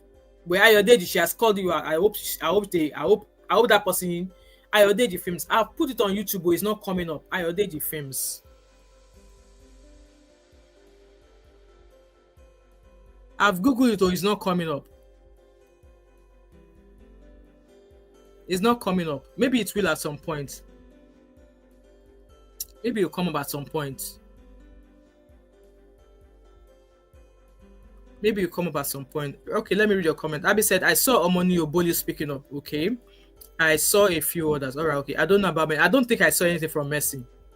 Abby said, I don't understand the Yoruba part. Omoni Oboli has a big platform on YouTube, so it's good she spoke up. Yeah. But these people, they would not learn. Also, to be fair, Messi is personal friends with some of these people, maybe because she's an old-time actress. Possibly. I find that Bimbo is friends with the newer age actors. Yeah. So maybe there's more of an obligation to Messi. Possibly. But in all, it's not right. If you're going to use anybody's intellectual property, I believe you should reach out to them. Say, you know what, I would love to speak about this. I'm seeking permission to be permission because I'm going to be showing short snippet of some of your movies, or I'm going to be showing some of this, some of that. Seek permission. And if at the end of the day, if they come for you to say, oh, why did you just know, you show proof of that. Oh, I emailed you, or I sent out this is that. And if after seeing your email, they say no, take it down, then at least they don't want it. But taking people's hard-earned work, and this one, that lady from Ghana had the audacity to come and counter Bimbo saying, what do you mean? We are giving you popularity anyway. We are making money for you. No, you're not making money for them, because at the end of the day, it's their property. Only them should be able to make money off what they've produced with their money. So Ghana TV stations, please, Mokuna learn. Stop copyrighting people's movies. Stop doing it. Stop it. It's not right. Anyway, guys, let's move on to the next talk for today. And I think I'm going to be moving on to what am I talking about? What's the next one I want to talk about, actually?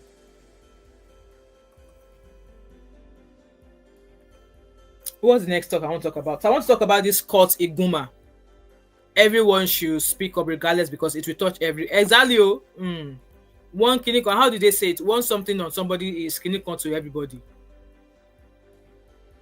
So let's talk about Scott Iguma. Let's speak about this guy. I think, Abby, you're probably, I'm hoping you'll be able to contribute more for this for me, because I saw it briefly. I was actually not going to speak about it, but I guess there are lessons for us to learn. From this guy's video. Okay, I guess there are lessons to learn. A lot of people have been saying, can you come? Like, I don't even know where to start from. Let's start from here. I saw a post, actually. Let me share my screen with you. Let me turn off. I don't like this background song I've got on. So I'm going to share my screen with you guys. And we'll talk about this guy. Okay, so I see his post a lot. But I don't gravitate towards it. Imagine an OAP saying that. So silly. Absolutely. So they should all speak up, because at the end of the day, all of them, now that they did not speak up during Bimbo's own, it has now gone to Mercy Johnson now. So maybe if all of them have come up and show solidarity and say, don't show our movies, maybe this will not keep happening. But then some of them spoke out, some of them did not speak out. I'm hoping it will stop. Like Ghana people, Ayodele film, stop showing people's videos. If you know you're not going to do it the right way, don't upload people's video. They've spent money, they've spent time and all of that. So anyway, we are moving on to Scott's story. So from this post here, it says that what started. So Scott Iguma, he has been speaking up about obviously the way houses have been, the cost of houses in Nigeria. Some of them, they are not fit for that amount they are charging, and some of them, they build house. They build house for you. When you get there, you find something else. He's been speaking about a lot of things in regards to like houses, how it's being built, and what they are doing in terms of people. The way this particular people is calling out the P1 group is alleged that they sell land to people with receipts, but they don't show people the land they are buying. I'm trying to understand. All right, okay. Abby said they won't be able to call him, but as I'm out, we'll comment what I know. Okay, no problem.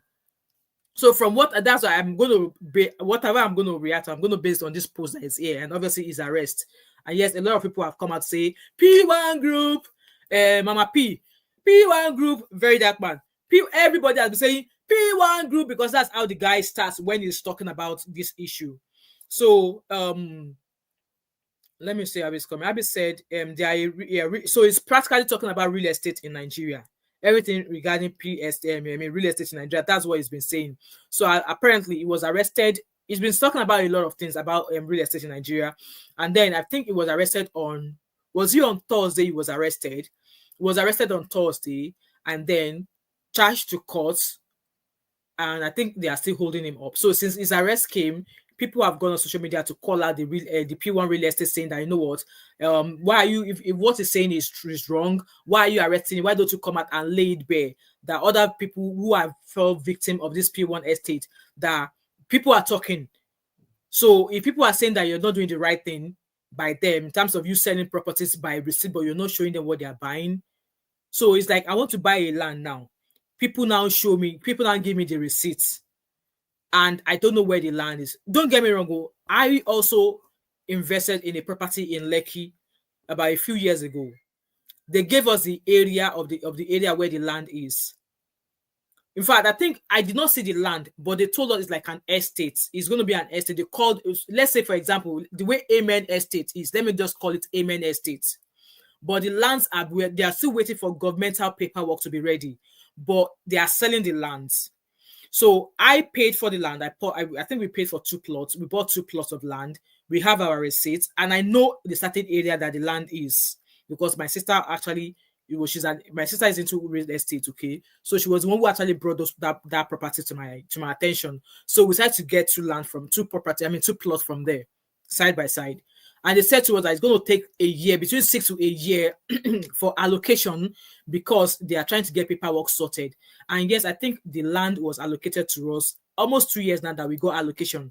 You know, they sent a video. My sister went there. She got every paperwork and a picture with our name, you know, when they were assigning the property. So now I want to believe this is the case with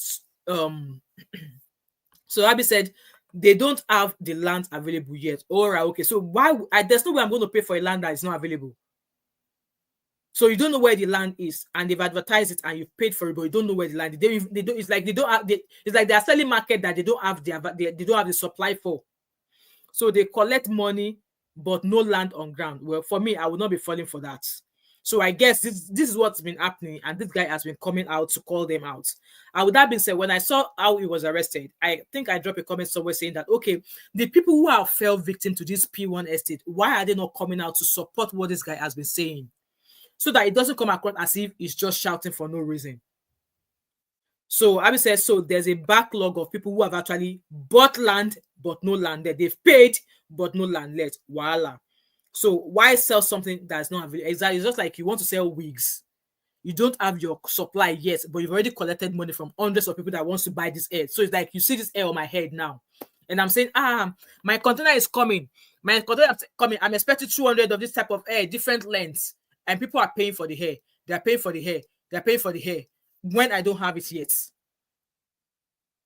So I think that's what's happened. And yes, this estate, business picked up this guy. So according to the write-up here, it said that what started as a social media expose has spiraled into a public standoff between activist Scott Iguma and real estate giant P1 Group. Iguma accused P1 of fraudulent practices, alleging that clients paid for land but never received allocation. So for me now, the one I bought with that agent, I paid for it. We know where the land is, but they said that it's going to take 6 to a year before allocation can take place. And I believe they are waiting to get all of the final documentation for the lands before they start allocating. And I think for us, it took almost a year also before. And yeah, they sent me an email to say, we are going to allocate your so plot at so place, so time and dates. Please make sure you're there to get your allocation paper and confirmation. Obviously, because I'm not in Nigeria, I had to send the family, and yes, we allocated the lands. So pre-order. But I'm not. See, if it was not because we already had a big picture or a picture of it, and because I know somebody who is my family that is in charge, if this person was not in charge, I don't think I would have bought that land. I don't think I would have paid for it. And yes, when I went to Nigeria in 2021, I went to the office to say, come, Mokuna see me. To go and show my face, say, come, now my name be this. This is the face to the name. So they know who they are dealing with. And I was super happy. I think I did this in my vlog. I think I vlogged that session when I said that, you know what, I'm not advertising for them, but this was a company I bought so from. So it's crazy, but yeah. So they arrested this guy. Monica said, I am usually afraid of this kind of a thing. In today's Nigeria, I don't think I would do such. If the land is not readily available, if all documentations are not readily available, I don't think I will be buying it. I'm sorry, I would not. Anyway, to the story at hand, so Iguma accused P1 of fraudulent practices, alleging that clients paid for land but never received allocation, with some cases dating back to 2022. Wow, that's 5 years. No, that's too long. He also raised concerns about their agents and documentation. Responding at a press conference in Lekki, P1's MD, Professor Julius Oyedemi, denied the claims and hinted at legal action. In quote, we are contemplating legal action against this influencer to guard our reputation, he said. Oyedemi explained that Cedarwood Estate, one of their major projects, was legally acquired after thorough checks in 2017 and 2018. He said excision was ongoing at the time, but complications arose in 2019 after a change in Lagos State government led to altered excisions and remapping. As a result, reacquiring land cost far more than what clients originally paid. If that was the case, then why don't you return their money to them? Why don't you return their money to them? Abby said P1 has been pushing back heavily, but I'm not clear on that. DF interviewed them yesterday, but didn't watch it. Okay, I'll see if I can go to the DF page and see. So this post continued saying that as a result, reacquiring land costs far more than what clients originally paid. If that was the case, why don't you just forget about that property and return their money to them? He said over 75% of affected clients have been sorted through land swaps or refunds, okay?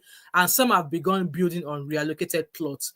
Meanwhile, the Securities and Exchange Commission recently listed P1 among firms operating without proper licenses to solicit investment. Although not directly accused of fraud, the listing sparked concerns about investor safety. So why did they arrest Scott then?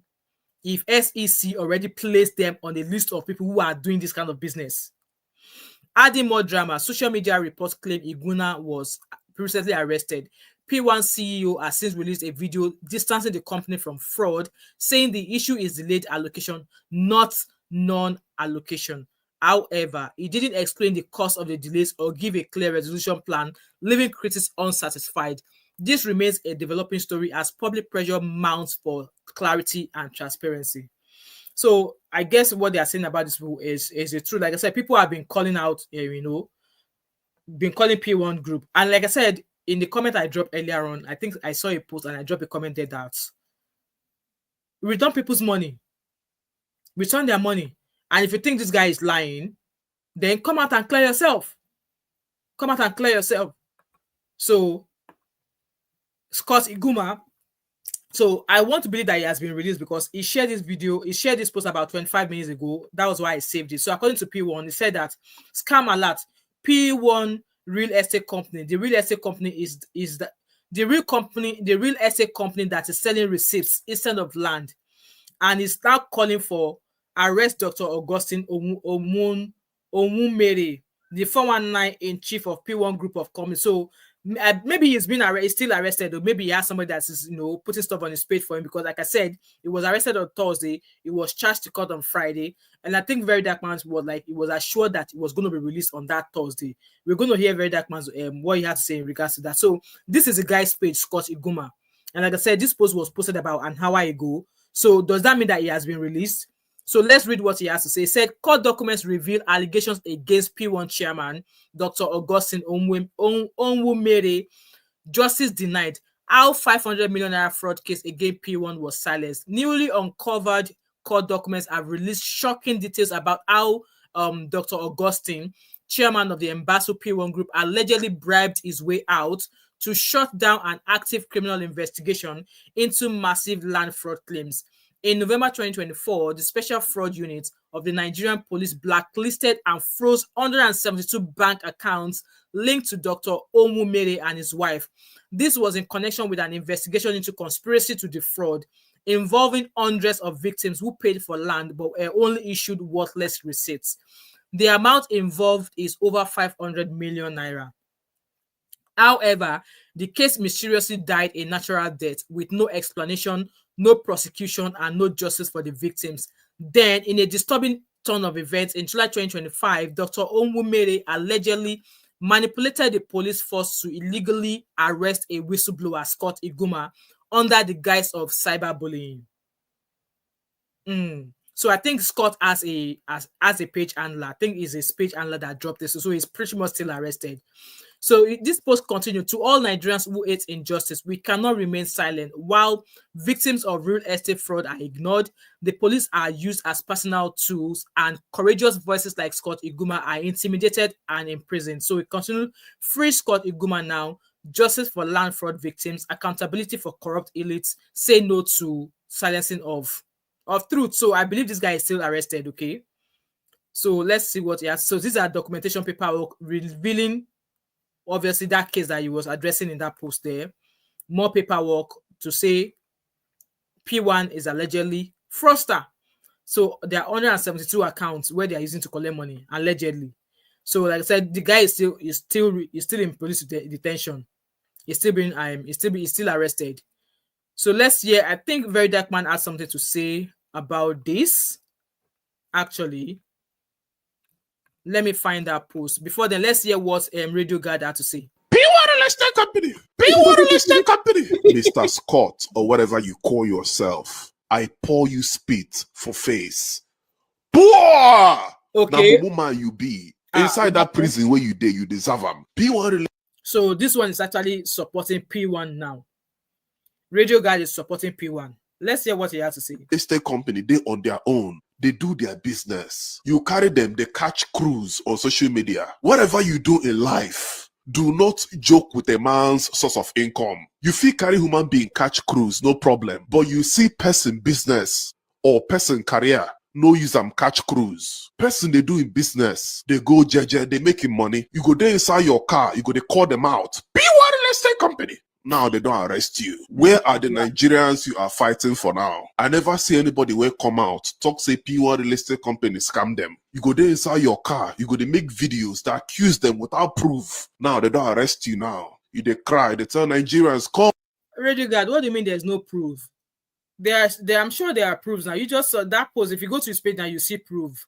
Obviously, this one posted is an hour ago or something, but let's keep listening. Come on. I dey inside prison, oh. Make una come save me, oh. Mr. Scott, you know go scot-free for this matter. You need to apologize to P1 Real Estate Company for using their business to chase clout, to catch crews on social media. The business was already in jeopardy anyway. They're already making a mess of their name already now. So why are you saying you should apologize? Why are you saying you should apologize? P1 Real Estate Company. Anyway, okay, let's move on from there. Let me go find that video from Verydarkman actually. Because like I said, a lot of people came out there now. You know, there's a movement going on now that it should be released, that he has not done anything wrong. Let me find that. Yeah, that's the post Verydarkman. P1 Real Estate Company, the real estate company that be selling receipts to people instead of land to the general public. I heard that P1 have arrested Scott because of the publications he has been making about P1 and the awareness he has been creating about the irregularities and the illegalities that have been going on with the company of P1 and the customers that have been trying to buy land from P1. P1 Real Estate. If you know that what Scott is saying is wrong or is lying or is defaming you, why can't you go to court? Why can't you sue him? Why are you trying to shut him up with the police? Only Scott, they call you out, you don't go police. If I join Scott for calling you out, you not get company again. Your company, nobody, you not even see who to scam again. Based on the receipt where what was this person saying? Valentine, Nami go raise fund for Scott because Scott is my brother.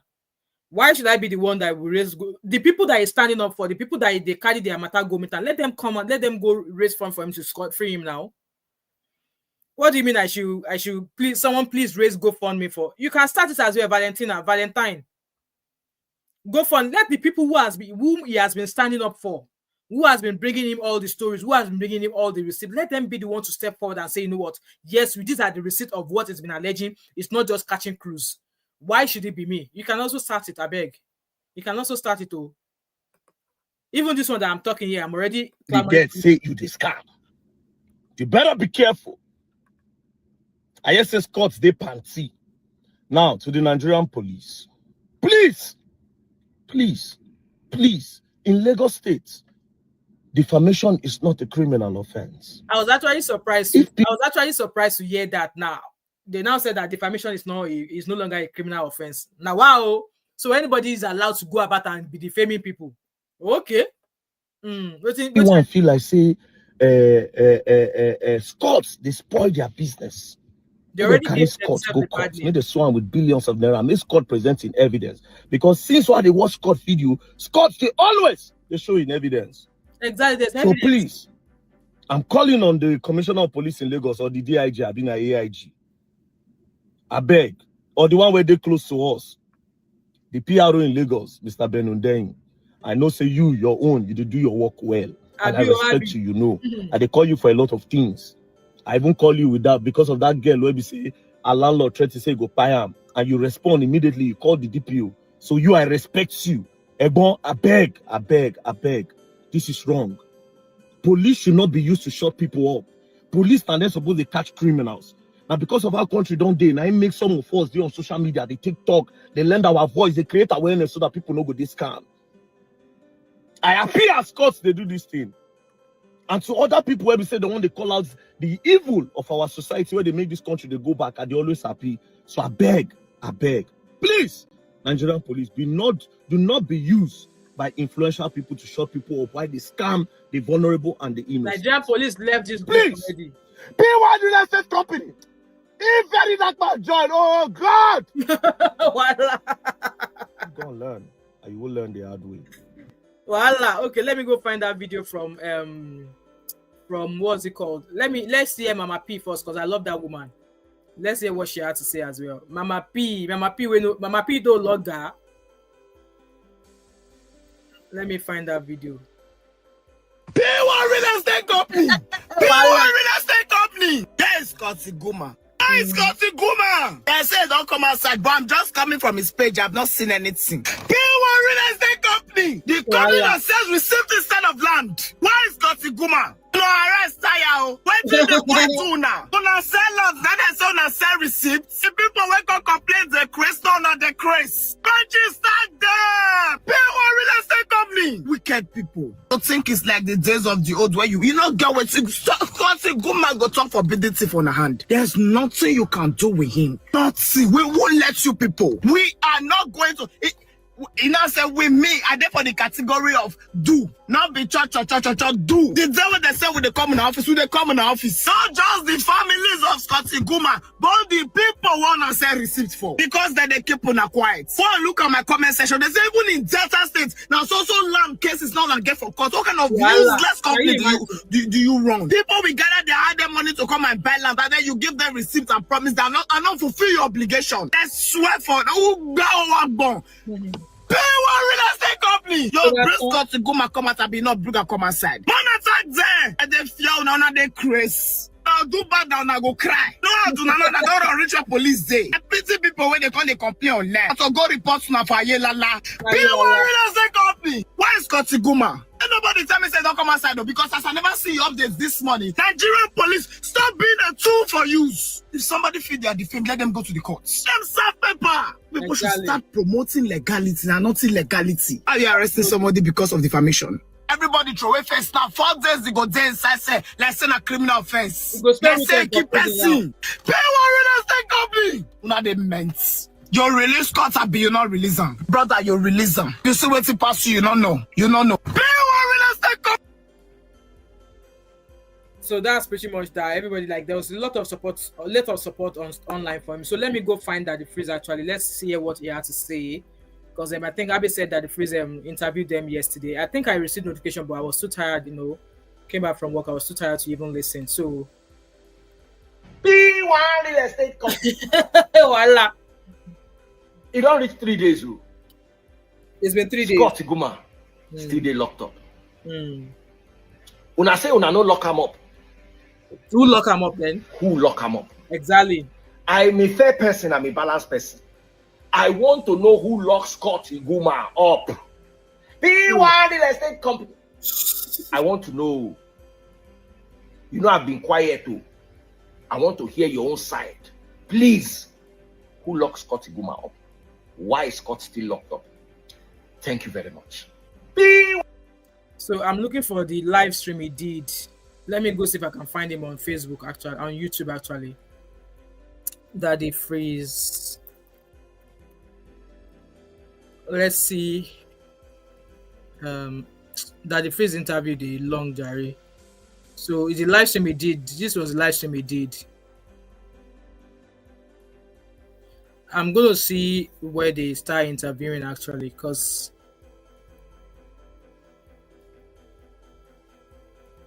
I think he was still talking here. Hold on. I'm trying to get to where they started to interview them.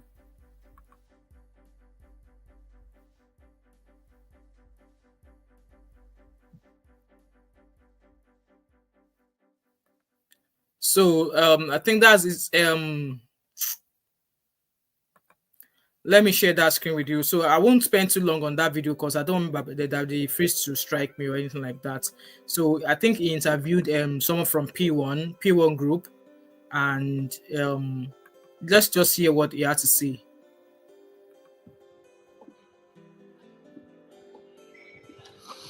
Okay, Mr. You have challenged, been in business for the past 13 years.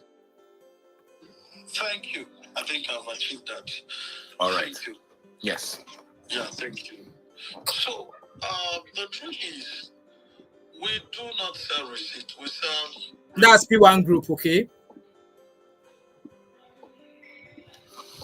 Okay, Mr. Fred, while Mr. Julius is trying to deal with his line ringing off the hook, I think you can take it off from here. He was talking about we're on the sell receipt stage. Please throw some clarity on that. Okay. We don't sell receipts, really.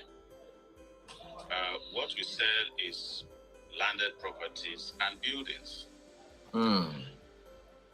The foundation of this is that we've been in business for the past 13 years, going to 14. And we've been in this business for that long, and there is no business in the real estate. No real estate company will say doesn't have one challenge or the other. Guys, are you listening though? If you go to the police, 80% or more of the cases you will see, especially in Lagos, here, are land related. As a result of that, it's not a strange thing that we have challenges, and how we deal with them is the next thing.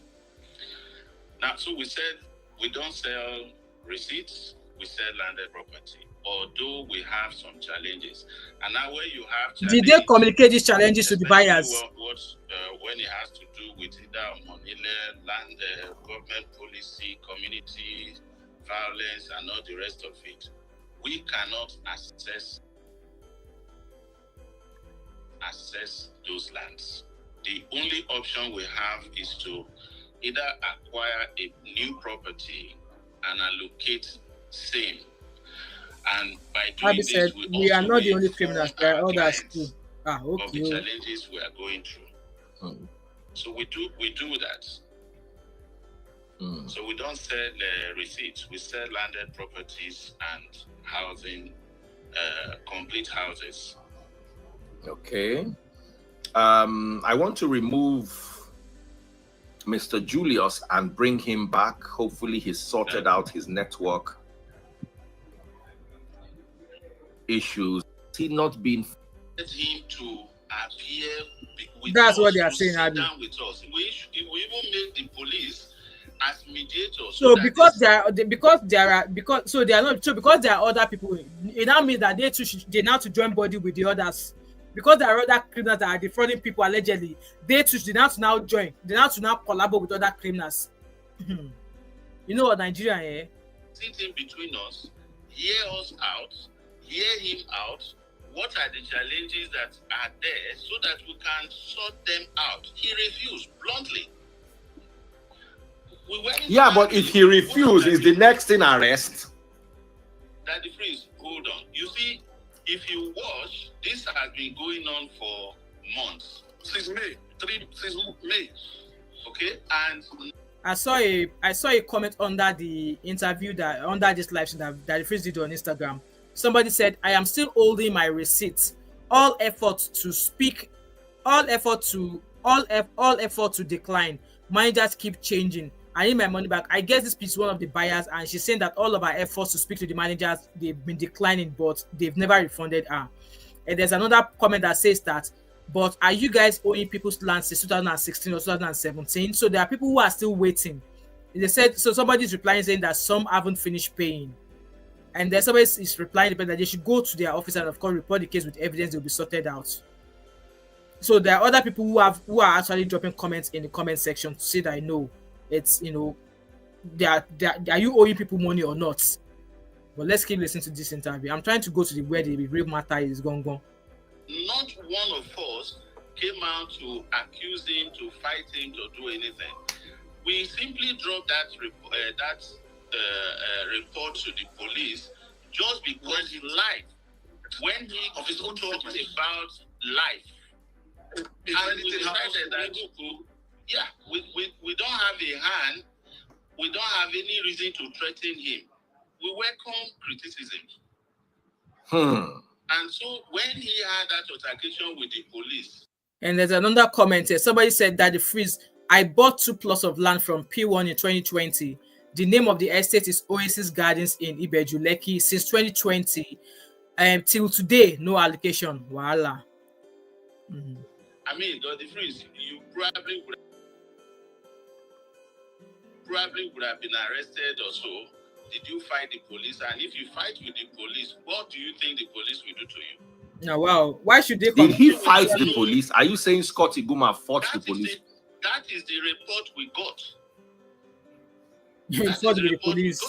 That it took 4 men to wrestle him down. That's the report we got. Yes, you probably will see the He's an activist also putting their own version of this story out there. Maybe you should come and set us the right. Come and give us the right version. As if we arrested him or detained him or no. Like I said to you, our aim for that complaint was, look, this young man will be inviting him to come, and there are evidence to that, written evidence to himself and his lawyer. The documentations are there. Even last week, Wednesday, he was also invited through writing to him and his lawyer to sit on a round table with our chairman, the founding chairman. He refused. Why should he come and sit and discuss with you guys? We are not small children. We are not babies. We will not, wake up and start being angry with somebody. You can go. Who is also making Monitor us the light in our own business. We welcome the idea. That was the reason why you see that nobody has come out to attack him. Why would they have come out and attack him? Why should they come out and attack him? I don't understand. See, exactly, sit for what? Is the people you are owing land that you should come and speak to, you should sit to speak with? But the only thing I can tell you is this. We are willing. We are willing, 100% willing, for him to come out and let us dialogue. Why do you want to dialogue? Why do you want to dialogue with him? Go and speak to the people you are owing money. Go and speak to the people you are yet to give their lands. Why do you want to dialogue with him? Dialogue with him for what? People reached out to him to say you are holding them lands. So why do you want to dialogue with Scott? Go and dialogue with the people you hold land to. Sit for what? I don't want to go into court cases or whatever with him, or even anybody for that matter. It's not the right thing for us to do. If you have access to the police, please call the police and ask why was he detained that Wednesday. They will tell you. It was not because we petitioned. It was because of what happened that evening between him and the police. That was what happened. So yes, people may not have had okay, that. Guys, let me see. I think I'll stop watching from here. Let me see if I can share my screen. I've been able to download the video. Let me see if I can word from here. Nigeria, okay. Oh. Let me see if I can. Okay, I just want to get to where people start talking actually.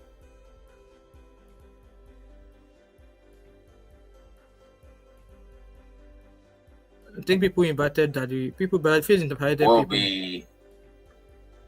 We'll have everybody in the house in no time. Okay, still Julia.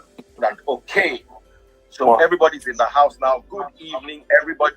There are petitions against P1. First, it started with the tech issue.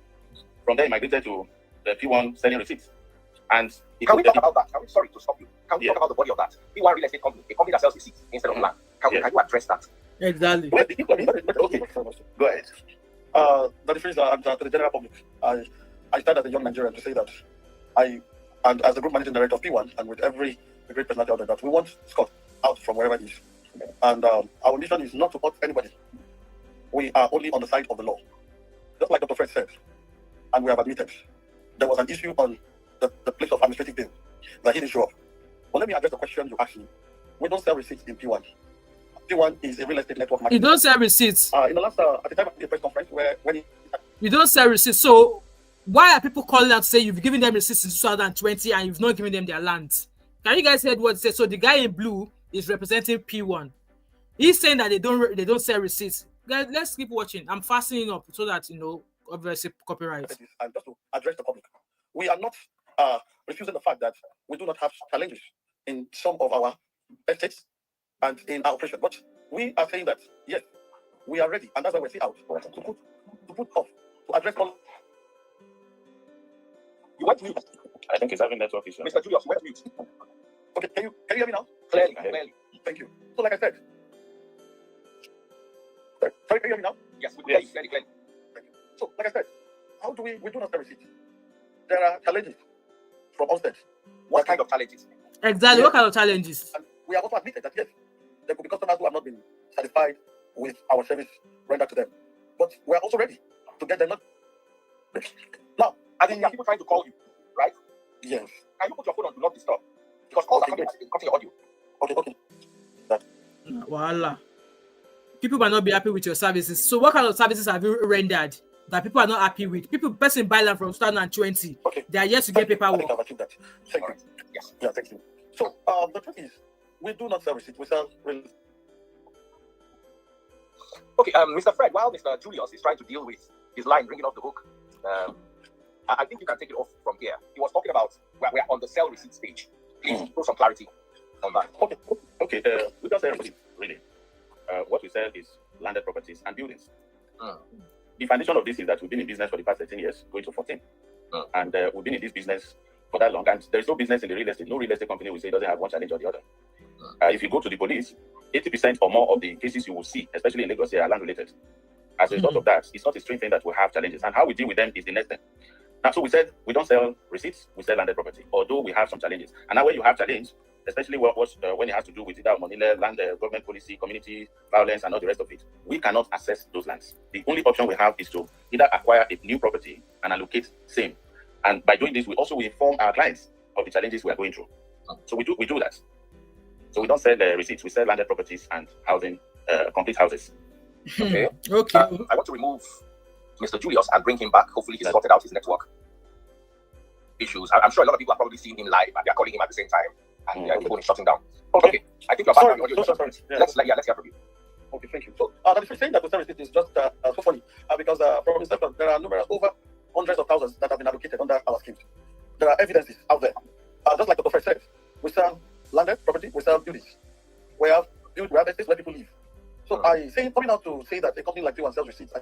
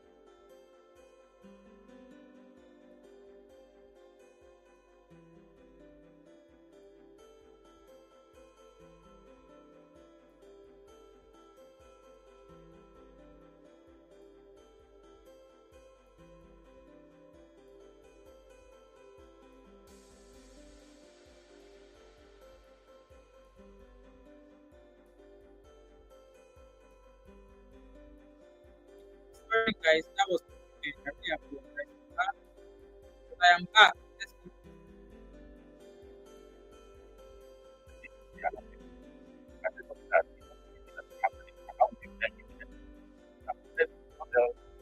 let me share my screen. My network, I don't know what's going on. I think I'm going to contact. Do not contact me.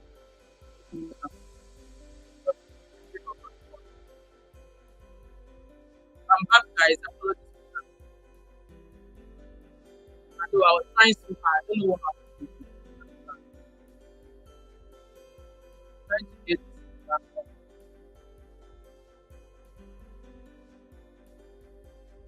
Okay, so let's keep this, guys. Apologies.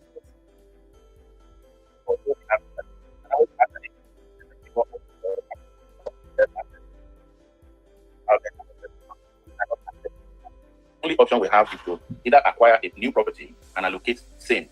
And by doing this, we also will inform our clients of the challenges we are going through. So we do that. So we don't sell receipts, we sell landed properties and housing, complete houses. Okay. I want to remove Mr. Julius and bring him back. Hopefully, he's sorted out his network issues. I'm sure a lot of people are probably seeing him live and they're calling him at the same time, and their phone is shutting down. Okay. I think you're back. Sorry. Yeah, let's hear from you. Okay, thank you. So, that if you're saying that we sell receipt is just so funny because from inception there are over hundreds of thousands that have been allocated under our schemes. There are evidences out there. Just like Dr. Fresh said, we sell landed property, we sell buildings. We have estates where people live. So I say coming out to say that a company like you sells receipts, I think it's quite an exaggeration and it is false. So we do not sell receipts. People have enjoyed physical allocation. There are some who are yet to, like we said, we do not refuse the fact that yes, there are no challenges of physical allocation, but we have also admitted that every customer shall enjoy the benefit of their investment. That's it. You asked a question that is which was not really not completed. Which was your first question? Why was Scott locked up? Why is he still locked up? Why has he not been freed? Is what he did so damning that he must answer to what he did from behind bars and the public outcry? How is this addressed? The thing is this: like I said earlier, there was no such intention to arrest or detain Scott Iguma was given administrative bail, and for 4 weeks he did not return back. I believe he was forcefully brought back to the station. You know, when you report a case. Guys, I'm gonna turn off my camera just now. I just want to quickly eat. While you guys listen to this, I'm starving. To the police, they will follow up. And when from what we have heard so far, by the time he now came back that Wednesday, there was an altercation between him and the police. That was what led.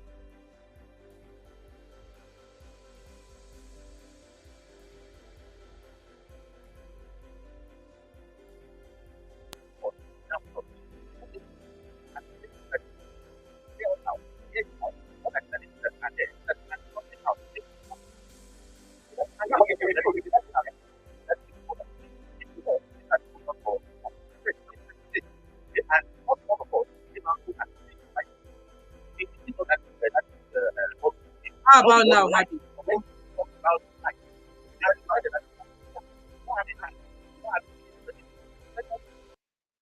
And so when he had that altercation with the police, I mean, you probably would have been arrested.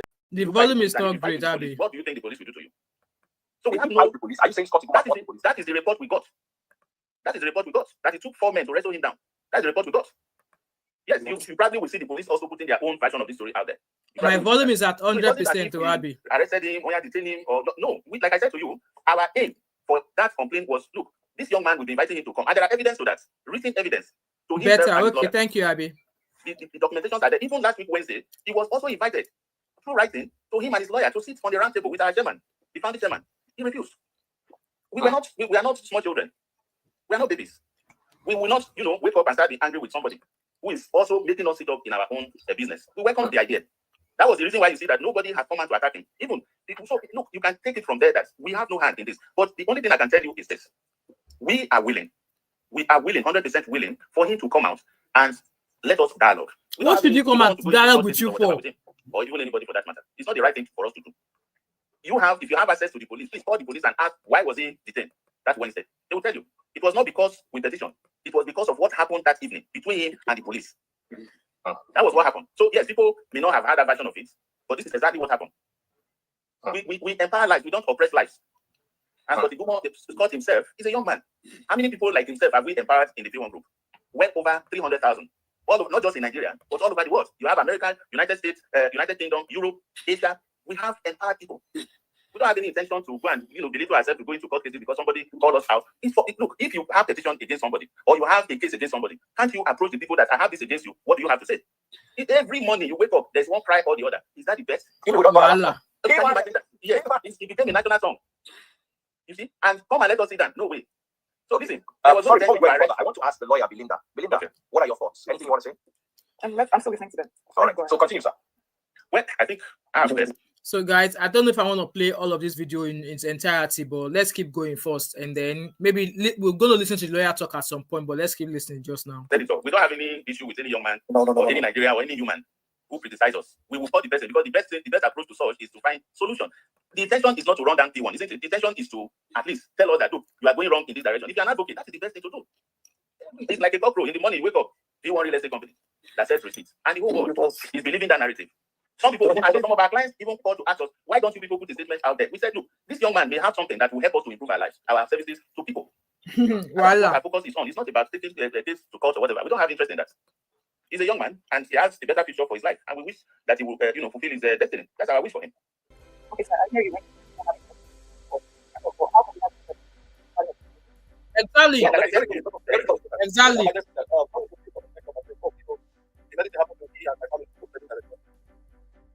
Where will you go?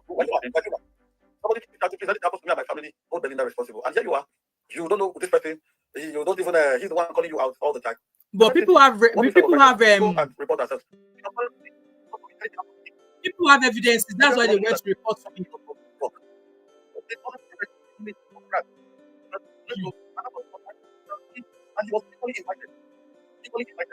Why invite him? You should not be inviting them.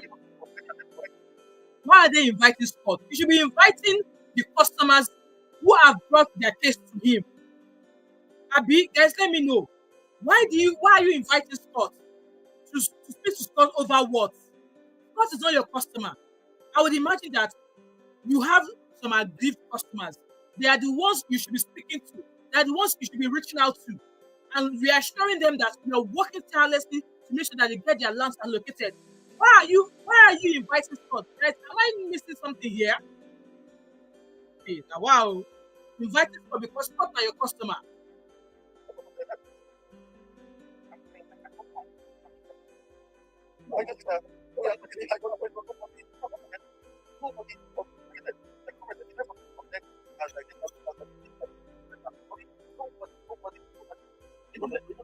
That's what they are saying, Abi.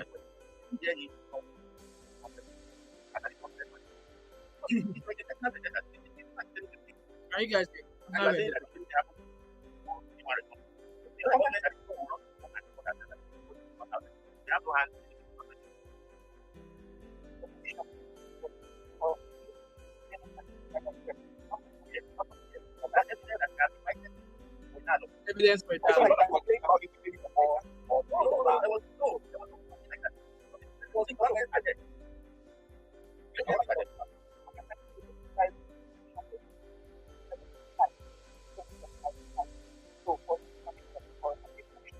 for that?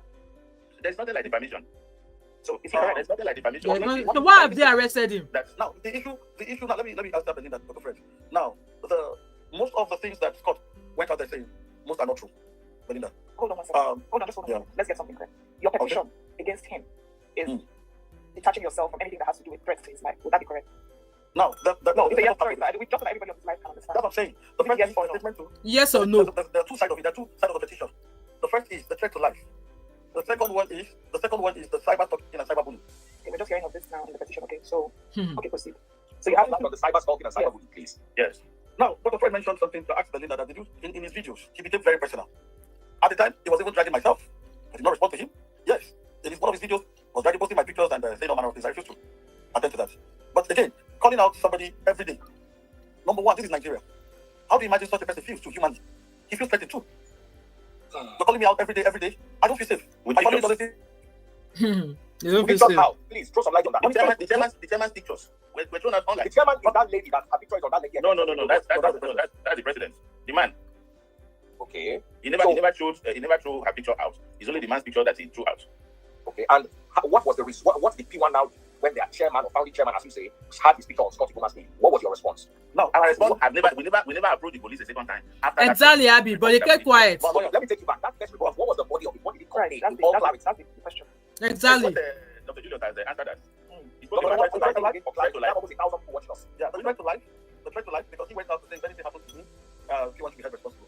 And that for us is no. Because nobody was threatening him. So what did you guys do to him? Again, he took it personal, was dragging the person of the chairman. That was cyberbullying for us. Number one, somebody you've not met to hear his own side of it. If you say you're an activist, I think a good activist would listen to the complainer and also listen to the other party. Because they did it. And the essence of activism is to achieve a rational result. That at the end of the day, the complainer, whoever is accused, everybody is on the path of justice. Everybody's happy. It's a win-win game. But by the time you begin to, for us, he was more or less like looking like somebody who was sponsored or who is sponsored, who is paid to just tarnish the image of the brand. Many of us have sacrificed our life to this brand. Yes, sir. You said that most of the things he said are not true. In other words, there are some that are true. Because we are not hiding. That is why I said. Some of them are true. If we not say the most of them, some of them, like I said, we have challenges. We're not defeating that. You have challenges. Anyway, guys, this is all I'm going to take from this at the first live stream. Obviously, because like I said, everybody they lie. So like I said, guys, you guys can go watch on that the Freeze's channel. I don't want to play all of this so I don't get copyrighted, because now YouTube is moving crazy. So these people, there's something they've done wrong. They are claiming that they don't have a hand in the arrest of Scott Iguma, but they said in the past that they invited him. All fingers are still pointing to them that they have something to do with his arrest. They are lying, and allegedly to me they are lying. And like I said, if all of the things that have been said against them are not true, why then are they keeping quiet? People have evidences. Like I said, if you go under that interview or that the free page, there are lots of comments there. People who said they've already bought land from these people since 2020. If you have an issue and you know you have aggrieved customers, why are you inviting Scott to come and do what? Why don't you reach out to the customers that you feel have gone to him and try and settle the issue here? No, you did not do that. You kept quiet. So now you're not saying that you don't have a hand in his arrest. And they're like, Scott is taking it personal because he was like, if anything happens to him. So for him to have come and say, if anything happens to him, what have you guys done in your own way for him to come out? Because I want to believe that something must have been done.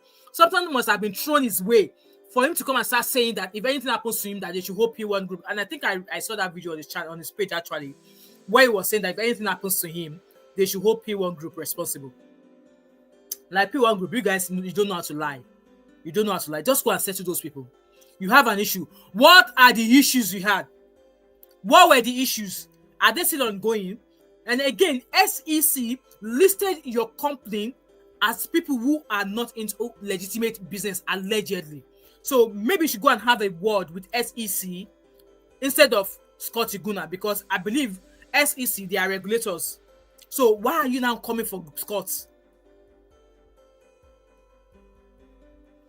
Oh, see, I've not even read that post from Abby there. So like I said, you must have done something. You must have planned something, which obviously Scott got heard of, and why he came to make that video. Nigeria is a playing ground. Nigeria is a playing ground. And also, I'm going to say this. If you are somebody who wants to buy a land, if they are not showing you, this is my advice for you now, so that I can move on to the last topic for today. If they are not showing you what you are buying, don't drop your money. Don't drop your money. If they are not showing you korokoro, what you are buying, and we should all do our own due diligences. When you are buying things like that, maybe when it comes to investment, read all the tiny terms and conditions. Don't just say because you see a deal. I don't want the deal to go. You just pay without reading. Please, even if it is not landed property, any investment whatsoever that you are doing, if you don't have the actual thing, if you're not seeing with your eyes, and you don't see the real deal, don't put your money down. And it's very, very important you read. Me, I'm sitting here, I don't read terms and conditions, so I don't. But if you're going to buy something, when it comes to investments, terms and conditions, though they are tiny, but you must read them.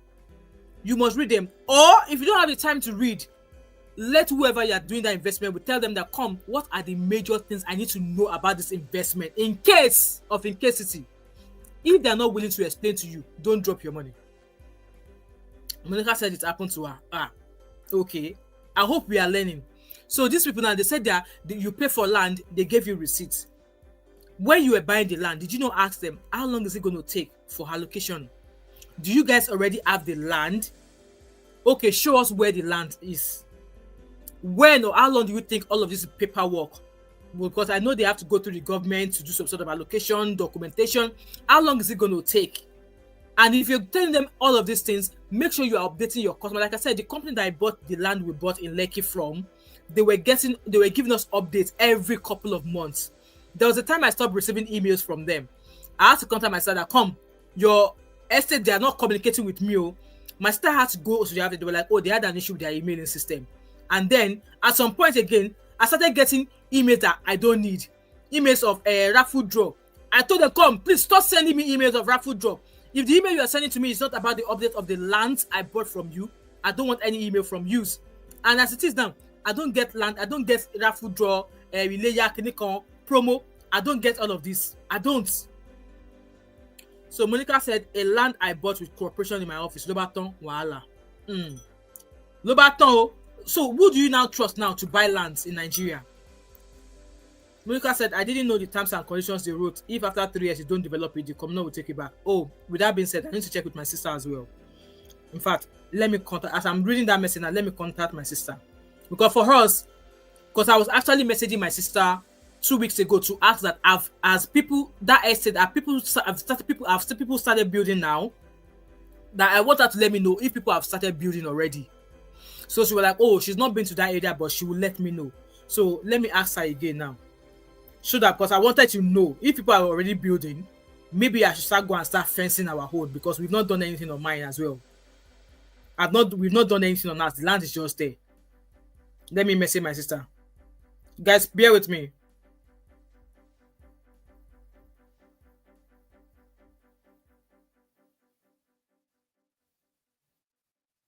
I'm messaging her.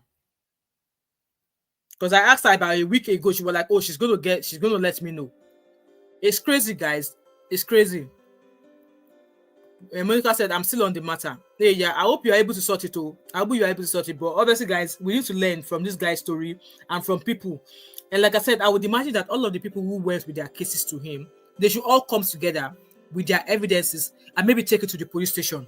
So that way, they also can form or maybe make a statement in regards to it, so that maybe that way it will support what Scott is doing. Because now none of them has come out to say anything yet. None of them has said, oh, by the way, I took my case to Scott. If there's lots of them like that have taken their case to court, maybe it's now that they need to put their voice out to support Scott, that know what, we brought our case to Scott because we felt that P1 is not doing anything about our complaints. Anyway, guys, let's quickly move on to the last matter for the day. I won't be long on this one because I've been here for a while. I won't be long. It's just going to be very, very quick, in and out, and we shall be out. Okay. So the last talk on the day is that of Buhari's daughter saying that she came to thank Nigerians, to say that Nigerians, thank you for forgiving my father. I don't know which of the Nigerians forgave her father, and I don't think any Nigerian has come out to say that they forgave Baba Buhari. I don't think I've seen any. I'm trying to upload an image and it's not working. Okay, so she said, thank you, Nigerians, thank you for forgiving my father, Aisha Buhari said. And let me read that post. I saw that post actually. Let me share my screen with you. We'll read that and then we shall end the live stream. I've been here for over 2 hours actually. So I saw that post and she was like, thank you for forgiving my father. So I saw that post from the Premium Times Nigeria. And it says here in quote, thank you for forgiving my father, Anna Buhari. Okay, she's Anna, not Aisha. I don't know why I wrote Aisha there. So it says here, Mr. Buhari, during his final Salah Day celebration as president in April 2023, asked Nigerians to forgive any wrongdoings he may have committed while in office. So this post was released on the 18th of July 2025. It says, Anna Buhari, daughter of the late former President Buhari, has appreciated Nigerians for forgiving her father, who died on Sunday at a London hospital. Premium Times reported that Mr. Buhari was buried in his hometown of Dora in Katsina State on Tuesday. His funeral drew numerous dignitaries, including top political figures and other prominent personalities. Before his death, Mr. Buhari had, during his final Salah Day celebration as president in April 2023, asked Nigerians to forgive any wrongs he may have committed while in office. When you were alive, you did not think it was right for you to address the Nigerians and say, "Forgive me." Now you are now on when it was now, in fact, I don't want to talk. Since his death, his family members and political associates have also appealed to the citizens for continued forgiveness and understanding. So that's a picture of his daughter there with him. However, in an interview with BBC Hausa, posted on Facebook on Thursday, Anan, who's into digital photography and media, described the loss of her father as akin to losing a part of her own body. Defending her father's legacy, she spoke about the values he upheld and the sacrifices he made in service to the nation. She said, "What I will miss most about him is his sense of humor. I look up to him as part of me. I want to thank everyone who forgave my late father." I don't know about that one, though. I don't know about that one. She continued, "On behalf of our family, we are grateful. We have nothing to say to them, Nigerians, except thank God. He disciplined me to study, pray, and do things that made us happy." Okay, good intentions. She added that her father always had the best intentions for Nigerians, describing him as a man of the people. He had good intentions, but what happened? In quote, "That's what I can say. But since Allah had decreed it, alhamdulillah, I had the chance to be with him and read the Quran to him. I'll miss everything about him. His jokes, how he made us laugh, but we know Allah did it and it's become part of us."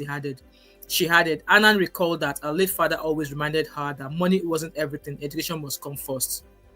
So that's pretty much that. She's thanking Nigerians, say because Nigerians forgave her father. Guys, what do you guys have to say to that? Exactly, she said thanks. Abby said that's not what she said. She said thanks to all who forgave my father. So who are the people that forgave? Maybe the ones that forgave her father, not Nigerians.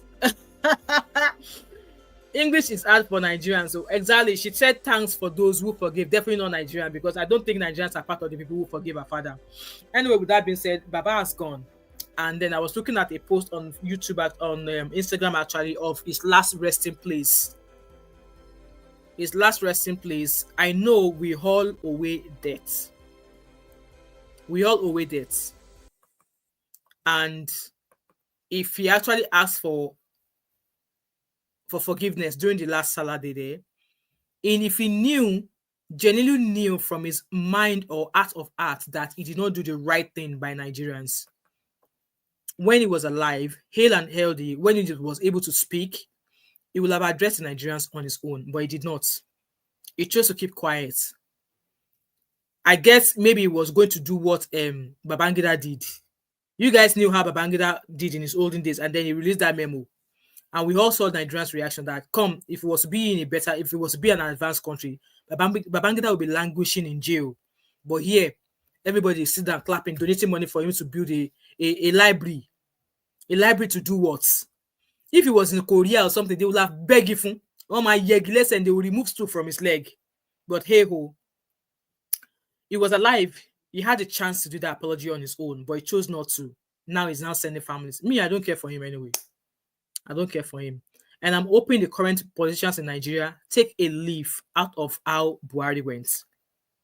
But Buhari it's going to be a week on Sunday. He passed away now. That's him gone. Even when I was looking at that body that they were burying, one thing tells me that his body was not there. Because the way it was wrapped, it doesn't look as if it was a body. But what do I know? It's gone. And that's him. Anyway, guys, I'm going to go. Like I said, I've been here for 2 hours, 30 minutes. If you're watching this video back, leave your thoughts and opinion in each of the various segments we've spoken about. And I think I need to do a live stream where Nigerians, we need to come and have a meeting. Nigerians, we need to call a meeting. I don't understand why every African country diaspora now, they are all like Nigeria. We need to have, allegedly, yes, Monica David, allegedly. Nigerians, we need to call a family meeting. Anyway, guys, I've touched on a lot of topics in this live stream. At any segment at all that you're watching, please leave your thoughts and opinion as always. Now we did rain. Abby. Now we did rain. No. So a lot of a lot of topics has been touched. Obviously, from the beginning, spoke about Baba Peter Obi. It's his birthday today. Baba is not even the president yet. Nigerians are celebrating him. When it was Bala Blue's birthday, how many people posted on their page that it was Bala Blue's birthday? That speaks volume. And also, our senator, we know Sabi English. What are the requirements? How are they? Who is checkmating their requirements to becoming like education experiences? Man, we don't even read billions. These are the people that we are electing into office. With that being said, guys, I'm going to end this live stream here. Any segment of it that you're able to watch, please, leave your thought and opinion as always. All right, and I shall see you guys later. Have a good day, Abby. Tinubu, yes, so Baba Kurubu, where worry Kurubu? Baba Kurubu do this one, and I hope he's taking a leaf, he's taking a lesson, so that he can change his ways. If not, he's on his own. I won't say more than that. Nobody respects us. So what is the point of the ambassadors? Abby, we are looking, but then this generation, if we want to take Nigeria back, we have to be up and doing. We have to be up and doing. They don't care. But like I said, we need to take Nigeria back. We need to take Nigeria back. I hope Baba Kurubu is learning. I hope he is learning. Baba is what? They're not telling us that Baba is not allegedly the age that he is. But who knows? It is well. Anyway, guys, thank you so much. Have an amazing Saturday. I think we have a live stream. Is it tonight or tomorrow? I'm going to be covering... My next live stream will be covering the story of those couple that were at Coldplay concerts, where is it the kiss camera or whatever caught them? I'm going to be discussing that together with the story of IVD and Blessing CEO. So we're going to copulate those stories together. So I don't know if it is tonight or maybe I should do that live stream tomorrow, Sunday. I will see how I go. Let me go try and design the thumbnail first. I'll decide if it's going to be tonight or Sunday nights. With that being said, thank you so much to those of you who have watched from the beginning to the very right now. I appreciate you guys, and I will see you guys later. All right, and stay safe, everybody. Abby, don't forget my shopping list. Oh, my shopping list. Don't forget. Okay, I don't want to hear story. See you guys later. Bye, everyone.